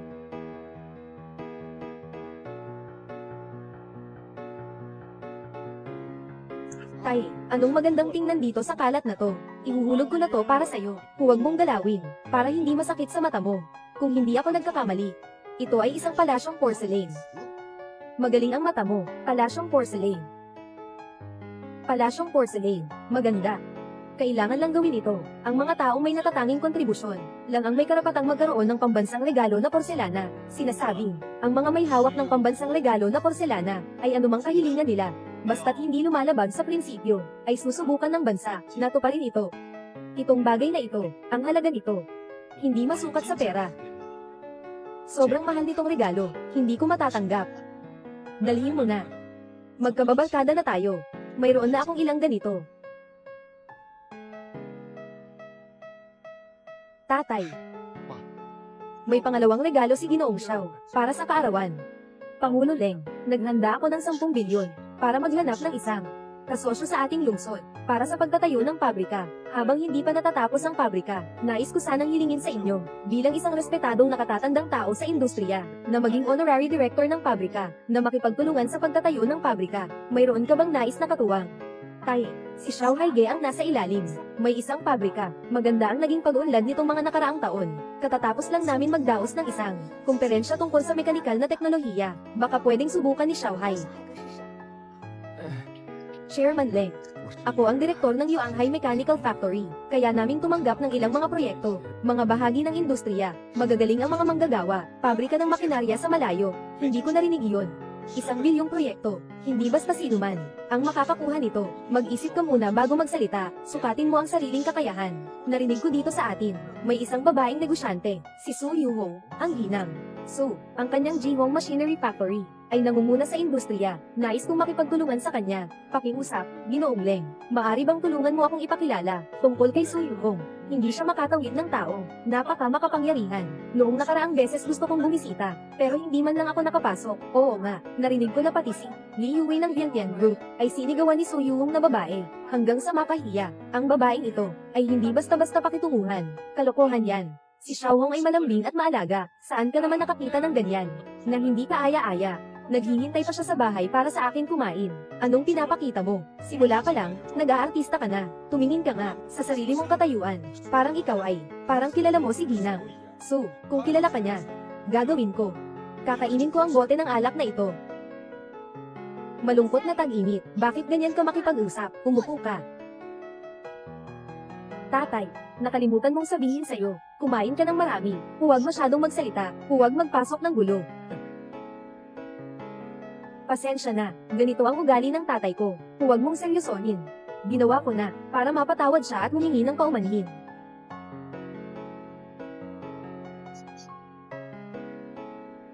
Dahil sinabing matagal na siyang kakilala ni Kuya, si Kuya, gusto ko sanang hilingin ang tulong mo. Pakisuyo lang po. Walang anuman. Nabanggit ko lang siya. Biglang tumawag si Xiaohong sa akin. Talagang hindi siya mapalayo kahit isang sandali. Hello, Xiaohong. May problema sa kagamitan sa pabrika. Walang problema. Ipapadala ko sa iyo ang lokasyon. Dito ka na lang. Sunduin mo ako. Ang swerte ko naman. May problema na naman sa kagamitan sa pabrika. Kailangan niyang ayusin. Sasamahan ko siya mamaya para tingnan. Sa susunod, tutulungan kitang i-rekomenda. Kakain lang namin ng ilang inumin. Nagsimula nang magsalita ng walang kwenta. Ang matandang ito talaga ang kapal ng mukha. Ayaw magpakita ng kahihiyan kahit mamatay. Ang drama mo ay sobra namang peke. Si Su Yuhong, isang malaking boss. Tawagan ka niya. Hindi kaya, na narinig pa namin ang pangalan ni Su Yuhong. Sa amin pa nang galing. Sige na, si Yayu. Kahit birthday mo, di pa rin mapakali. Nakatawa si Uncle Zhang sa'yo. Tatay, tingnan mo siya, nagbibiro lang ba? Si Xiao Gangzi ay naglabas ng isang pinakamataas na kalidad na ginseng. Tapos naglabas siya ng isang sirang porcelain. Kakatapos lang nating pag-usapan si Su Yuhong. Tapos nagkunwari siyang nakatanggap ng tawag mula kay Su Zong. Baliw ba siya? Leng si Yayu, bakit mo ganyan ang pagsasalita? Si Kuya Haolay rin naman, ang tatay ni Kuya Xiaohai. At sinisigawan mo siya, paano na ako makakapasok? Sa bahay ni Kuya, nagsasawa ka na rin ba? Isang taong laging nagsasalita ng walang tigil. Matandang lalaki na may trend. Napalaki ang isang inutil na anak, bakit mo siya nagustuhan? Si Xiao Gangzi ay maganda ang anyo, may angking yaman at katayuan. Nagpakita ng interes sa amin.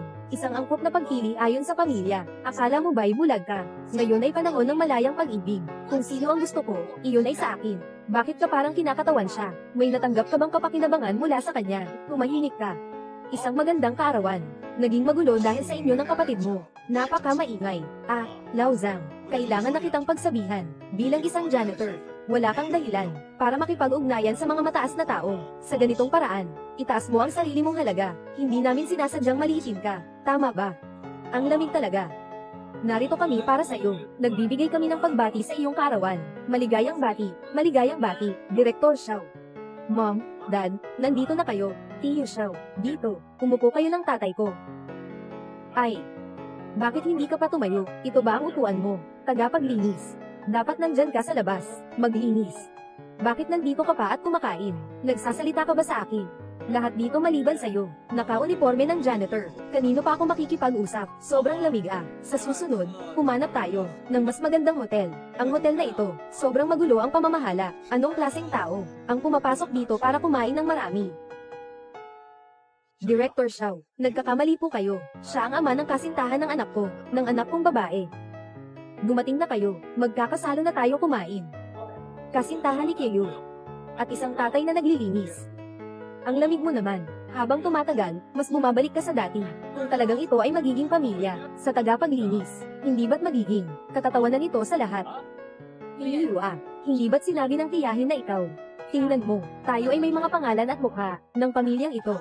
Kailangan ng boyfriend. Dapat ay katulad ng sa amin, si Xiao Fang. Na isang mahusay na kabataan. Huwag lang, basta-basta. Na maloko ng mga taong ito. Hindi. Bakit magiging katatawanan ang tagalinis? Pigilan mo na ang yabang. Lumayo ka na agad sa akin. Ang cellphone ko, ay lugar mo ba? Ako ang magpapakilala sa inyo, ngayon sa ating bisita. Ito si Direk Xiao. At ang kanyang asawa. Si Direk Xiao ay ang pangunahing leader ng ating opisina ng patente. Malamang, kilalang kilala na ng lahat ang kanyang asawa. Ninang Xu Lanfang, isang tanyag na artista sa musika, na nagpasya munang mag-alaga ng pamilya, at huminto sa kanyang karera. Malugod nating tanggapin. Saan na si Director Xiao? Sila ang ating mga nakababata, na halimbawa sa pag-aaral. Si Tia Xu ay isang huwara ng kababaihan, at si kapatid Xiao ay tunay na isang natatanging tao. Nagtatborshlag ako, na tayo'y magbigay galang sa kanila ng isang baso. Okay, halika. Maligayang kaarawan. Salamat. Halika. Salamat po, Ginoong Yepe Xiao. Ako si Yuan Hai, tagapangulo ng pabrika ng makina, Zhang Xiaohai. Sana'y iyong gabayan ng gusto. Tapos na ako, bahala kayo.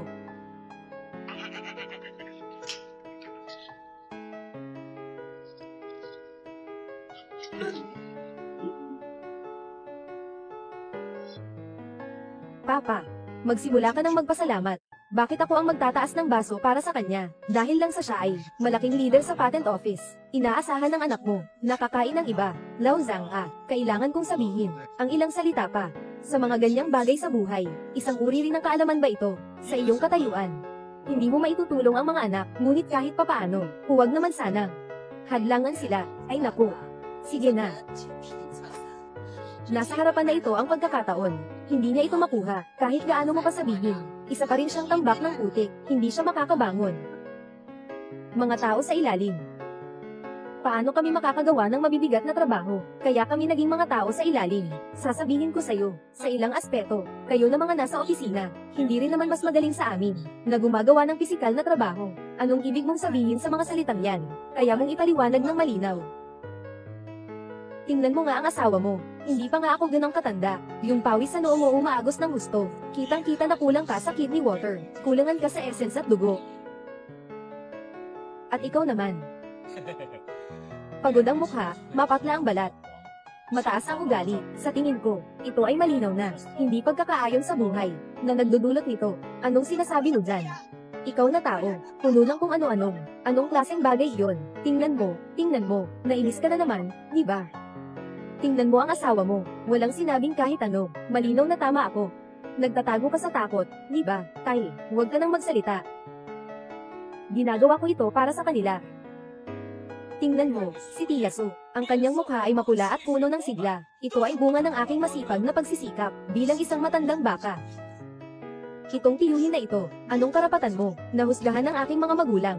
Ang aking ama, siya ang direktor ng patent office. Ang ina ko ay isang kilalang musikera.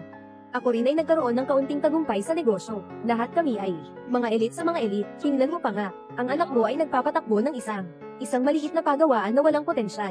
Kahit ikaw ay kailangang maglinis para makatulong sa kanya. Ngayon, nakaupo kang kasama namin sa isang mesa para kumain. Ito ay biyaya na ilang henerasyon mong pinagpagyirin para makamit.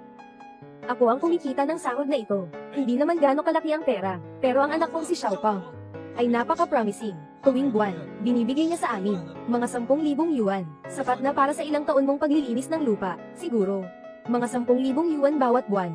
Talagang hindi tayo makakatapat. Mas maganda yan. May kaalaman ka sa sarili mo. Halika, uminom tayo. Normal lang na may paghahambing. Pero isang buwan, 10,000 lang ang baon mo. Hindi rin naman kita pinagtatawanan, di ba? Ikaw talaga, matanda na pero sadyang masama ang loob. Naghahanap ng away. Ano, tatay, huwag na ngang magsalita. Hindi mapuno ang bibig mo sa pagkain na ito.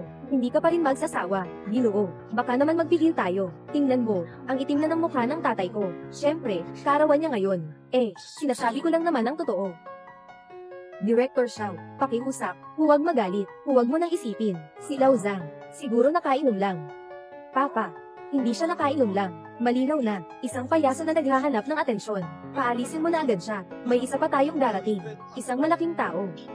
Sinasabing ang taong ito ay nakabuo ng daan-daang patente sa mekanikal na teknolohiya. Kahit anong isa ay nagkakahalaga ng bilyon. Tatay, yung malaking tao, malapit na siguro. Kaka-arrive ko lang. Tinawagan ko na siya kanina. Siguro nasa daan na siya. Magti-text ulit ako. Hello. Nasaan ka na? Bababa ako para sunduin ka. Sunduin ang ano? Nandito na ako, nakikipag-usap sa inyo. Matagal na. Siya ba ang malaking tao na iyon? Paano mangyayari iyon? Ito. Bakit ako nandito, di ba? Napansin ko na laging may sorpresa ang tiyuhin sa atin. O kaya naman takot.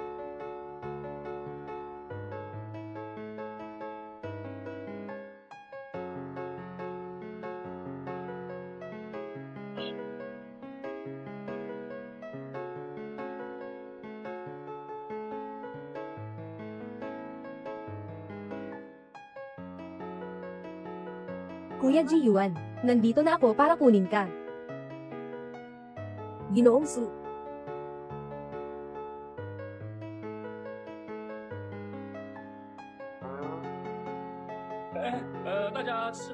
Huwag na kayong maghatid sa akin, si Xiao Hai.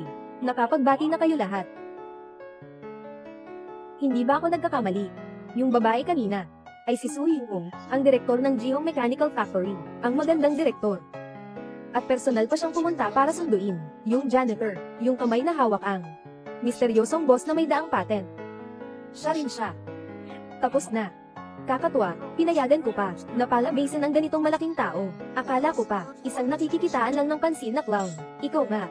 Tingnan mo ang ginawa mong gulo, ang laki ng pinsalang na idulot mo. Bilis na bumaba sa ibaba, bilis na samahan mo sila. Siguro hindi pa sila kalayo.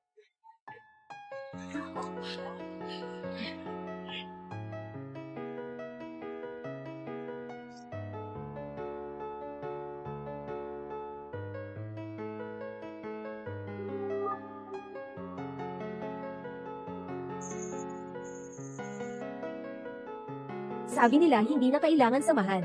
Bakit lahat kayo bumaba na? Ay. Belt ng seguridad. Si Xiaohong ng bahay namin, talagang napakamahinhin at maalaga. Aalis na, Colin.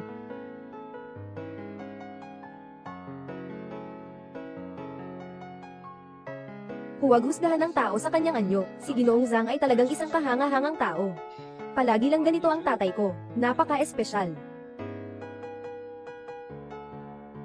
Kayong dalawa, magiging magkaibigan kayo sa hinaharap. Salamat, tatay, salamat, Chairman Deng.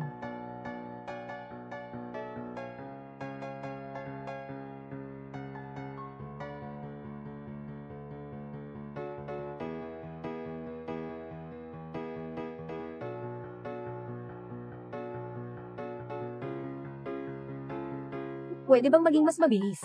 3 araw na ito ay nagkakumpuni. Wala pang isang makina ang naayos. May 20 pa sa likod. Huwag magpumilit. Ako ay sumusunod sa tamang proseso. Sa pag-aayos, walang silbi ang pagmamadali mo. Ayos lang ako. Unahin nating alamin ang problema. Matagal ka nang nagsusubok dyan. Nahanap mo na ba ang problema? Sanhi ng pagkasira, maraming posibleng dahilan. Ang makina. Habang nililipat ang makina, may mga piyesa na lumuwag. Hindi maayos na operasyon nyo, mga manggagawa, at hindi napapanahong pag-aalaga. Kaya ba't sinasabi nyo, tayo ang may kasalanan? Napakaraming makina, na sabay-sabay nagkaproblema. Baka ang inyong kagamitan, ang may sira mismo. Hindi pwedeng. Ang kumpanya namin, ang Baoxiang, ay may 100 taon ng kasaysayan. Malaki ang aming teknolohikal na kaalaman. Walang problema ang aming kagamitan. Sige na. Hindi na ako makikipagtalo sa iyo dito. Bigyan mo lang ako ng oras, para ayusin ang mga makinang ito. Kailan ba talaga? Sana. 1 buwan. Sige, mag-overtime tayo. Pwede bang paikliin ang panahon ng trabaho? Ang mga order sa pabrika namin, mabilis ang deadline, mabigat ang gawain. Hindi namin pwedeng mag-aksaya ng oras. Sa 1 buwan na ito, mahigpit kaming sumusunod. Sa 8 oras na trabaho, sabi nila hindi mag-overtime. Hindi na mag-overtime. Iyong, lumayo ka. Huwag mong istorbohin ang trabaho ko. Lumayas ka. Habang inaayos ko ang makina, huwag kayong manlalamang.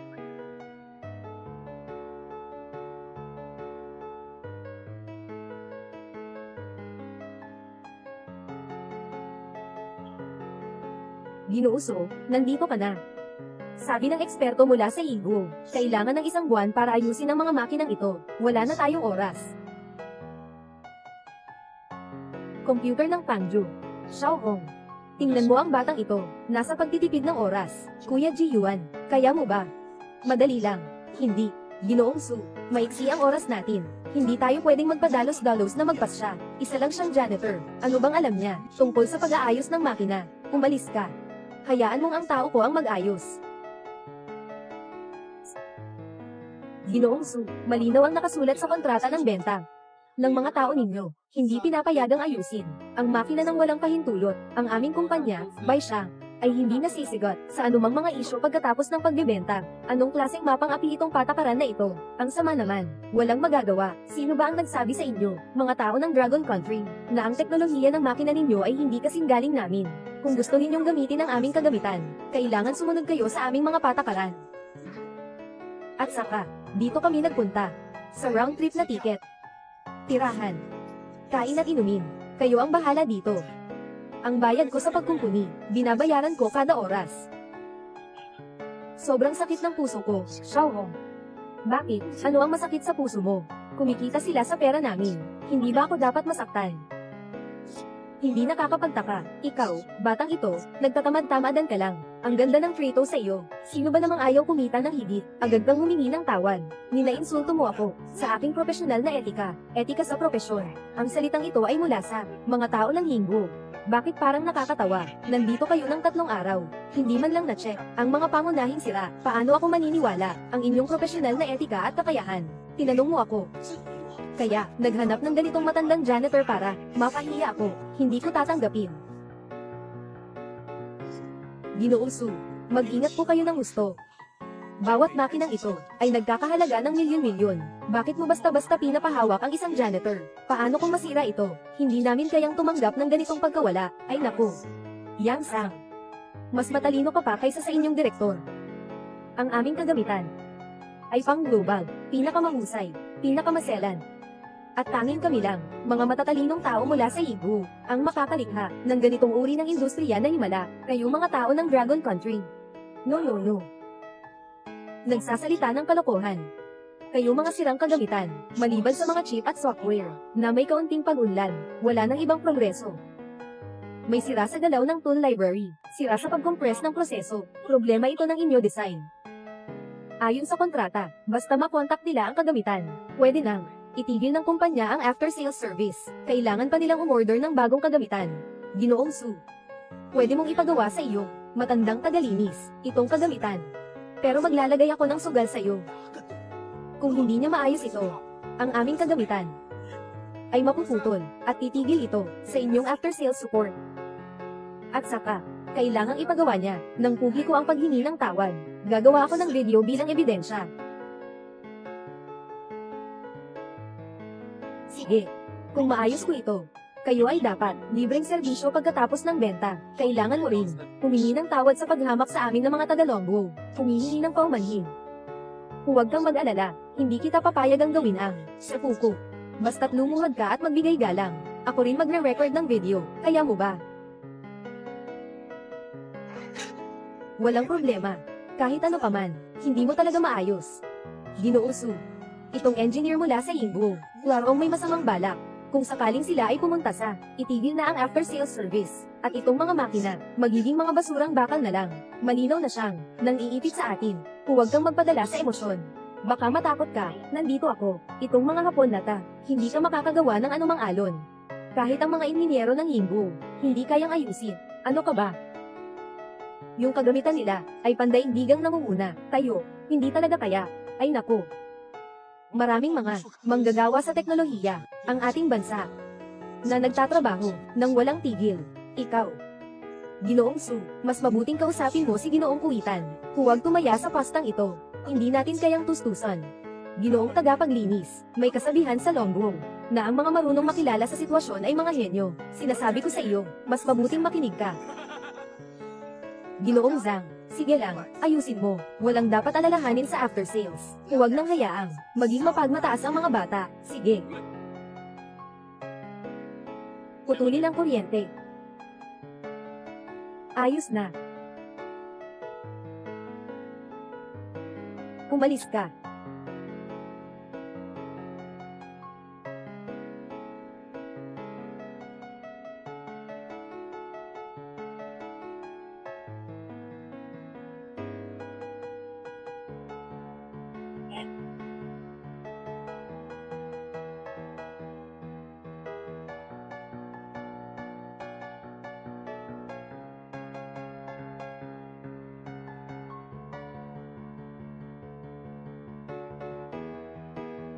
Ano na?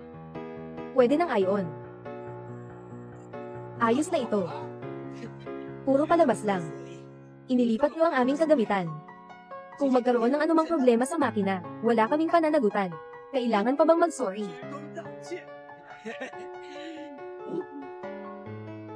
Mag-isip ng mabuti. May oras ka pang magsisi ngayon. Ngayon, sabihin mo. Palayasin mo na ang matandang tagapaglinis na ito. Sige, papayag ako, na ayusin kayo, ibang mga makina.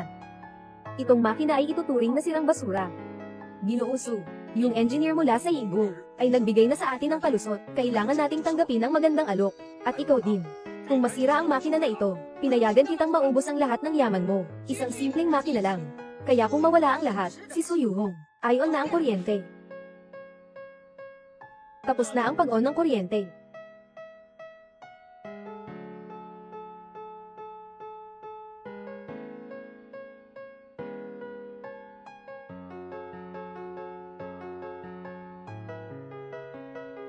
Normal ang pagsusuri. Ayos na. Ayos. Ang galing. 10 minuto pa lang, naiayos na ang problema. Tama. Itong si Christian, 3 araw na nandito, ni isang kagamitan, hindi maayos. Baka nga, talagang nandito lang para kumain at uminom. Iyan. Ginoong Su, ito, paano mangyayari to? Siya, isa lang siyang janitor. Ginoong Christian.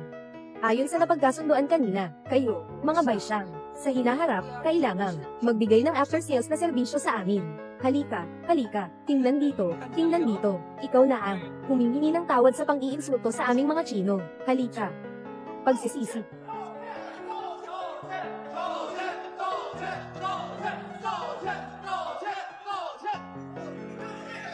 Pasensya na. Mali ako.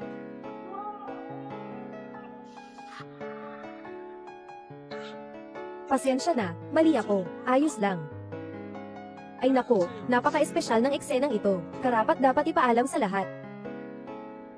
Ginoong Zhang, paano mo nalaman ang mga problema sa mga kagamitan na ito? Pakibigay ang iyong paraan ng pagkukumpuni, ituro mo sa akin.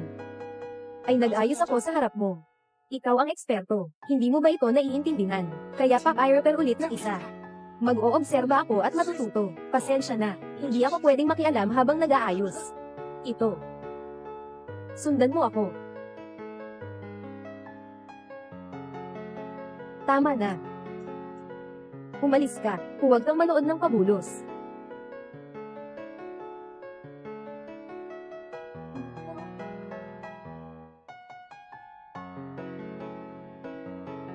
Humihingi ng tawad.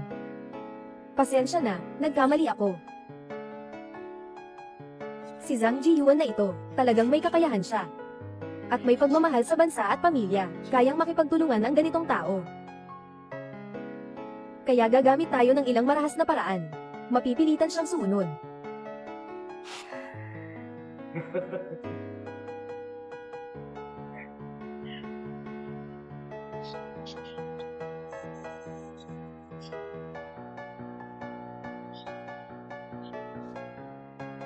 Inuyasan, itong tao mula sa Longwu, sa loob lang ng 10 minuto, naayos na niya ang aming kagamitan. Itinatampok din ang mga problema sa disenyo. Napakagaling ng kanyang teknolohiya. Kailangan nating bilhin ito, ang kanyang teknolohiya. Isang matandang hindi pa nakakita ng mundo, wala nang iba. Magbigay ng mataas na presyo para mapalakas ang kanyang interes. Tapos bigyan siya ng kaunting paunang bayad. Pagkatapos makuha ang teknolohiya, yung natitirang bayad naman, pwede mo nang iwasan. Ayos.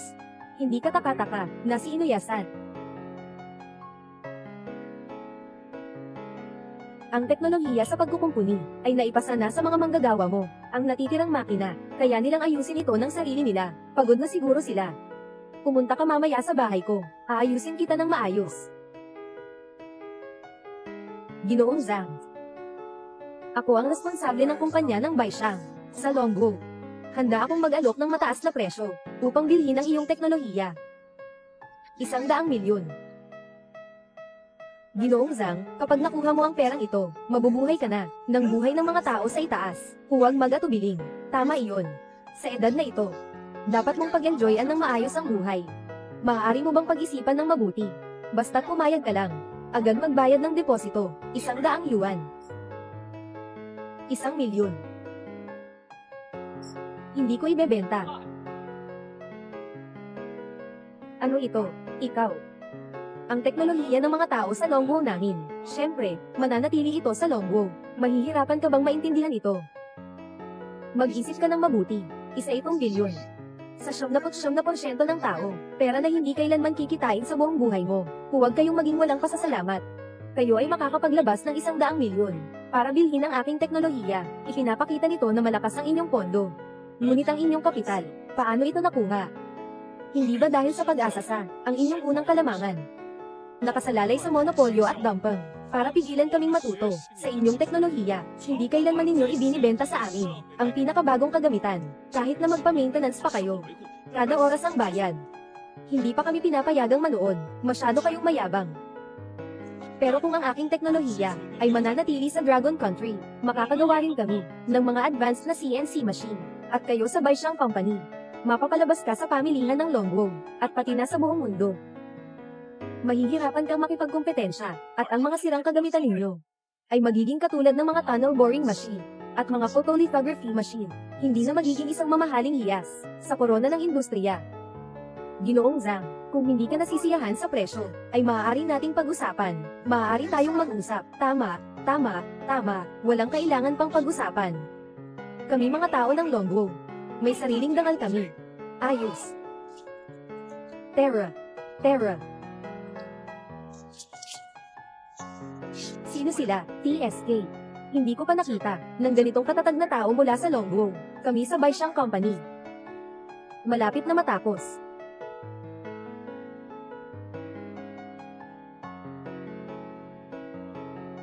Talagang humahanga ako sa'yo. 100 milyon ha. Hindi ka man lang naakit. Sa pagkakaalam ko sa mga tao sa Yinghu, nagbigay sila ng 100 milyon. 1 milyong deposito lang. Tiyak na hindi sila magbabayad. Hindi ako naniniwala dyan. Ang talagang makakapagpasaya sa akin. Nasa tabi ko lang, di ba? Masyadong madaldal.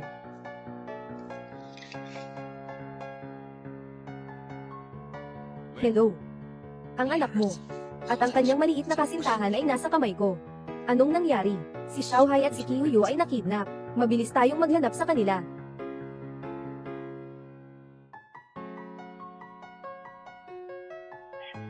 Anak, Autumn Moon.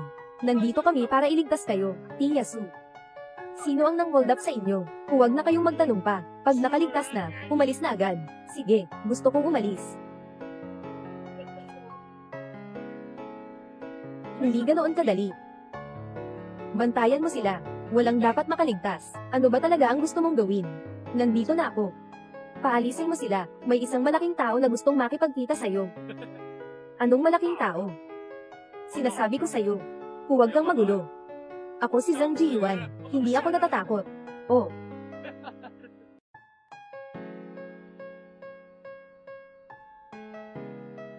Guro. Oh guro.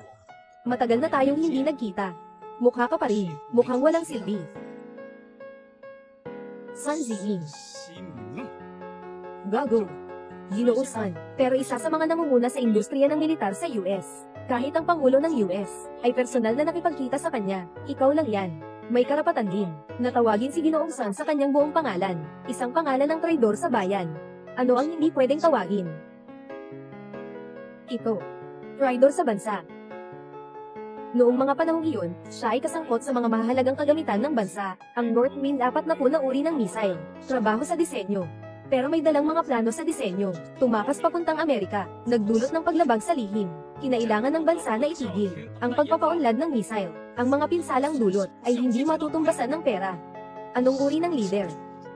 Ang nakatanggap pa ng pagtanggap mula sa Pangulo ng Amerika, Ting. Lahat ng ito ay nakuha niya sa pamamagitan ng pagbebenta ng interes ng bansa, nakapalit, aba. Bakit kahit ganito ay hindi alam ng tiyuhin? Alam mo na ang lahat ng sikreto, at pati si Sun Ziming na tao. Paano mo rin nakilala si Tiyo? Paano ko malalaman? Yung ginawa ng tatay ko, lalong lumalala. Sa pagkakataong ito, tuloy na, huwag magpanik. Kailangan mong paniwalaan siya. Ang tapang mong makabayan. Ang galing mong ipagmalaki ang bansa. Noong araw, pinapayungan kitang sumama sa akin sa Amerika, pero hindi mo lang tinanggihan ako, pinaalipusta mo pa ako ng gusto. Para sa iyong pananampalataya, ano ang nakuha mo? Sa edad na dapat ay nagre-retiro na. Ngayon, kailangan pang magtrabaho bilang tagapaglinis para makaraos sa buhay. Ito ba ang ibinangga ng iyong pananampalataya para sa iyo? Haha, nakakatawa. Ako ay gumawa lang ng ilang pagbabago at naging matagumpay. Haha. At ikaw ay isang langgam lamang. Sige na, wala akong gana makinig sa mga walang kwentang sinasabi mo. Binihag mo ang anak ko.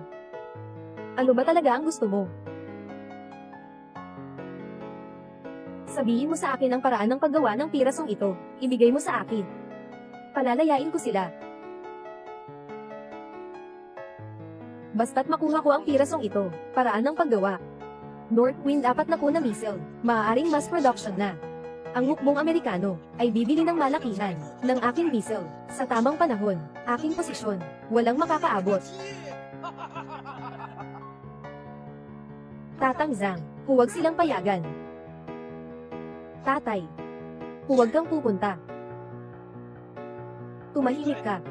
Hindi ako nandito para sa inyo. Mabait na ama, masunurin na anak, HMM. Sun Ziming. Bakit hindi mo sinabi agad? Hindi naman ito malaking bagay. Ay naku. Hintayin mo. Tay, bakit ang bilis mong pumayag?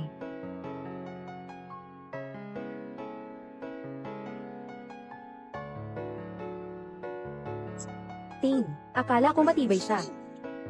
Ginoo-san, lahat ng tao ay may kahinaan. Inagaw namin ang kanyang pamilya, kailangan lang niyang sumunod. Ay, Ginoo-san.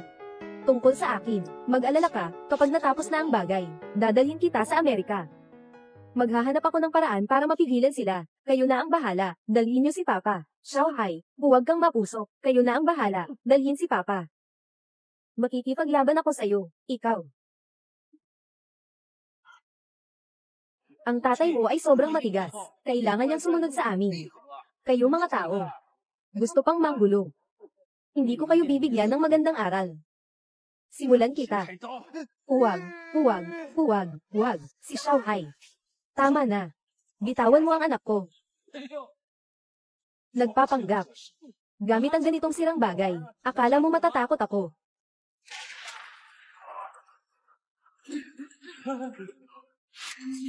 Ayaw mamatay. Umuwi ka na ngayon. Huwag kang gagalaw. Kayo. Bumalik kayo, mga gago kayo. Tumigil kayo, mga inutil na ito.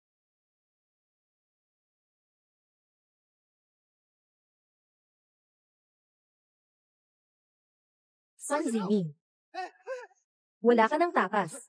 Sumuko ka na. Huwag kayong lumapit. Mag-ingat, papatayin ko siya. Huwag, anak. Maniwala ka sa tatay mo.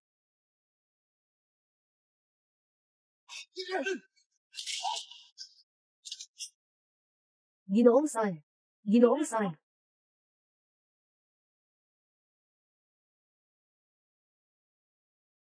Anak. Tatay. Bakit ganito ang kasal mo? Bakit ginanap sa gabi? Dahil ba ito sa pangalawang kasal? Anong sinasabi mo? Pagkukunwari. Paggalang.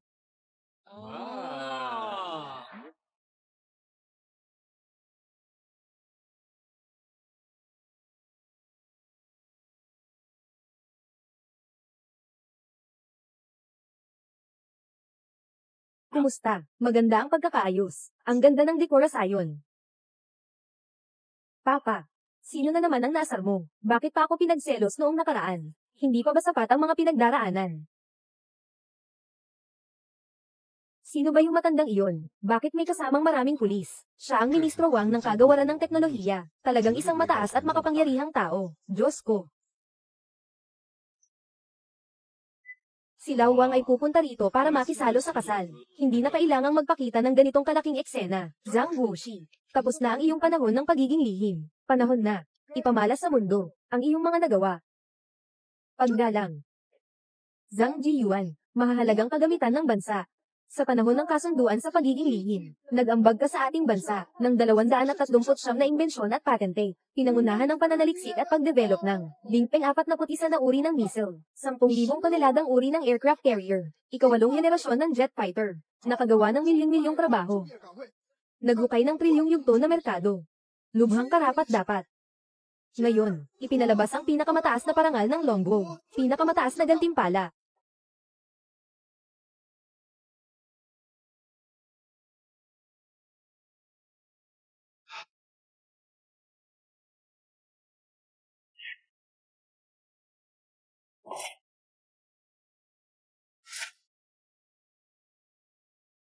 Maraming salamat sa iyong kontribusyon sa Bansang Dragon.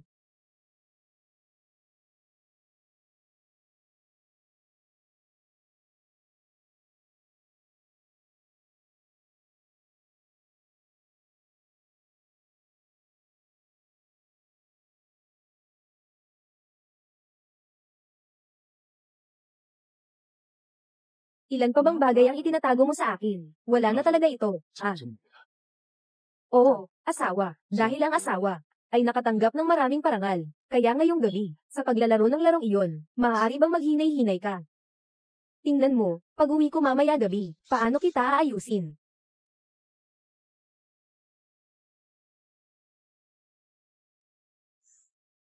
Anong nakangiti ka ng ganito? Nagsisi ako na inakusahan ko siya ng mali, yung tatay kong nagre-retiro. Siya pala ang tunay na boss.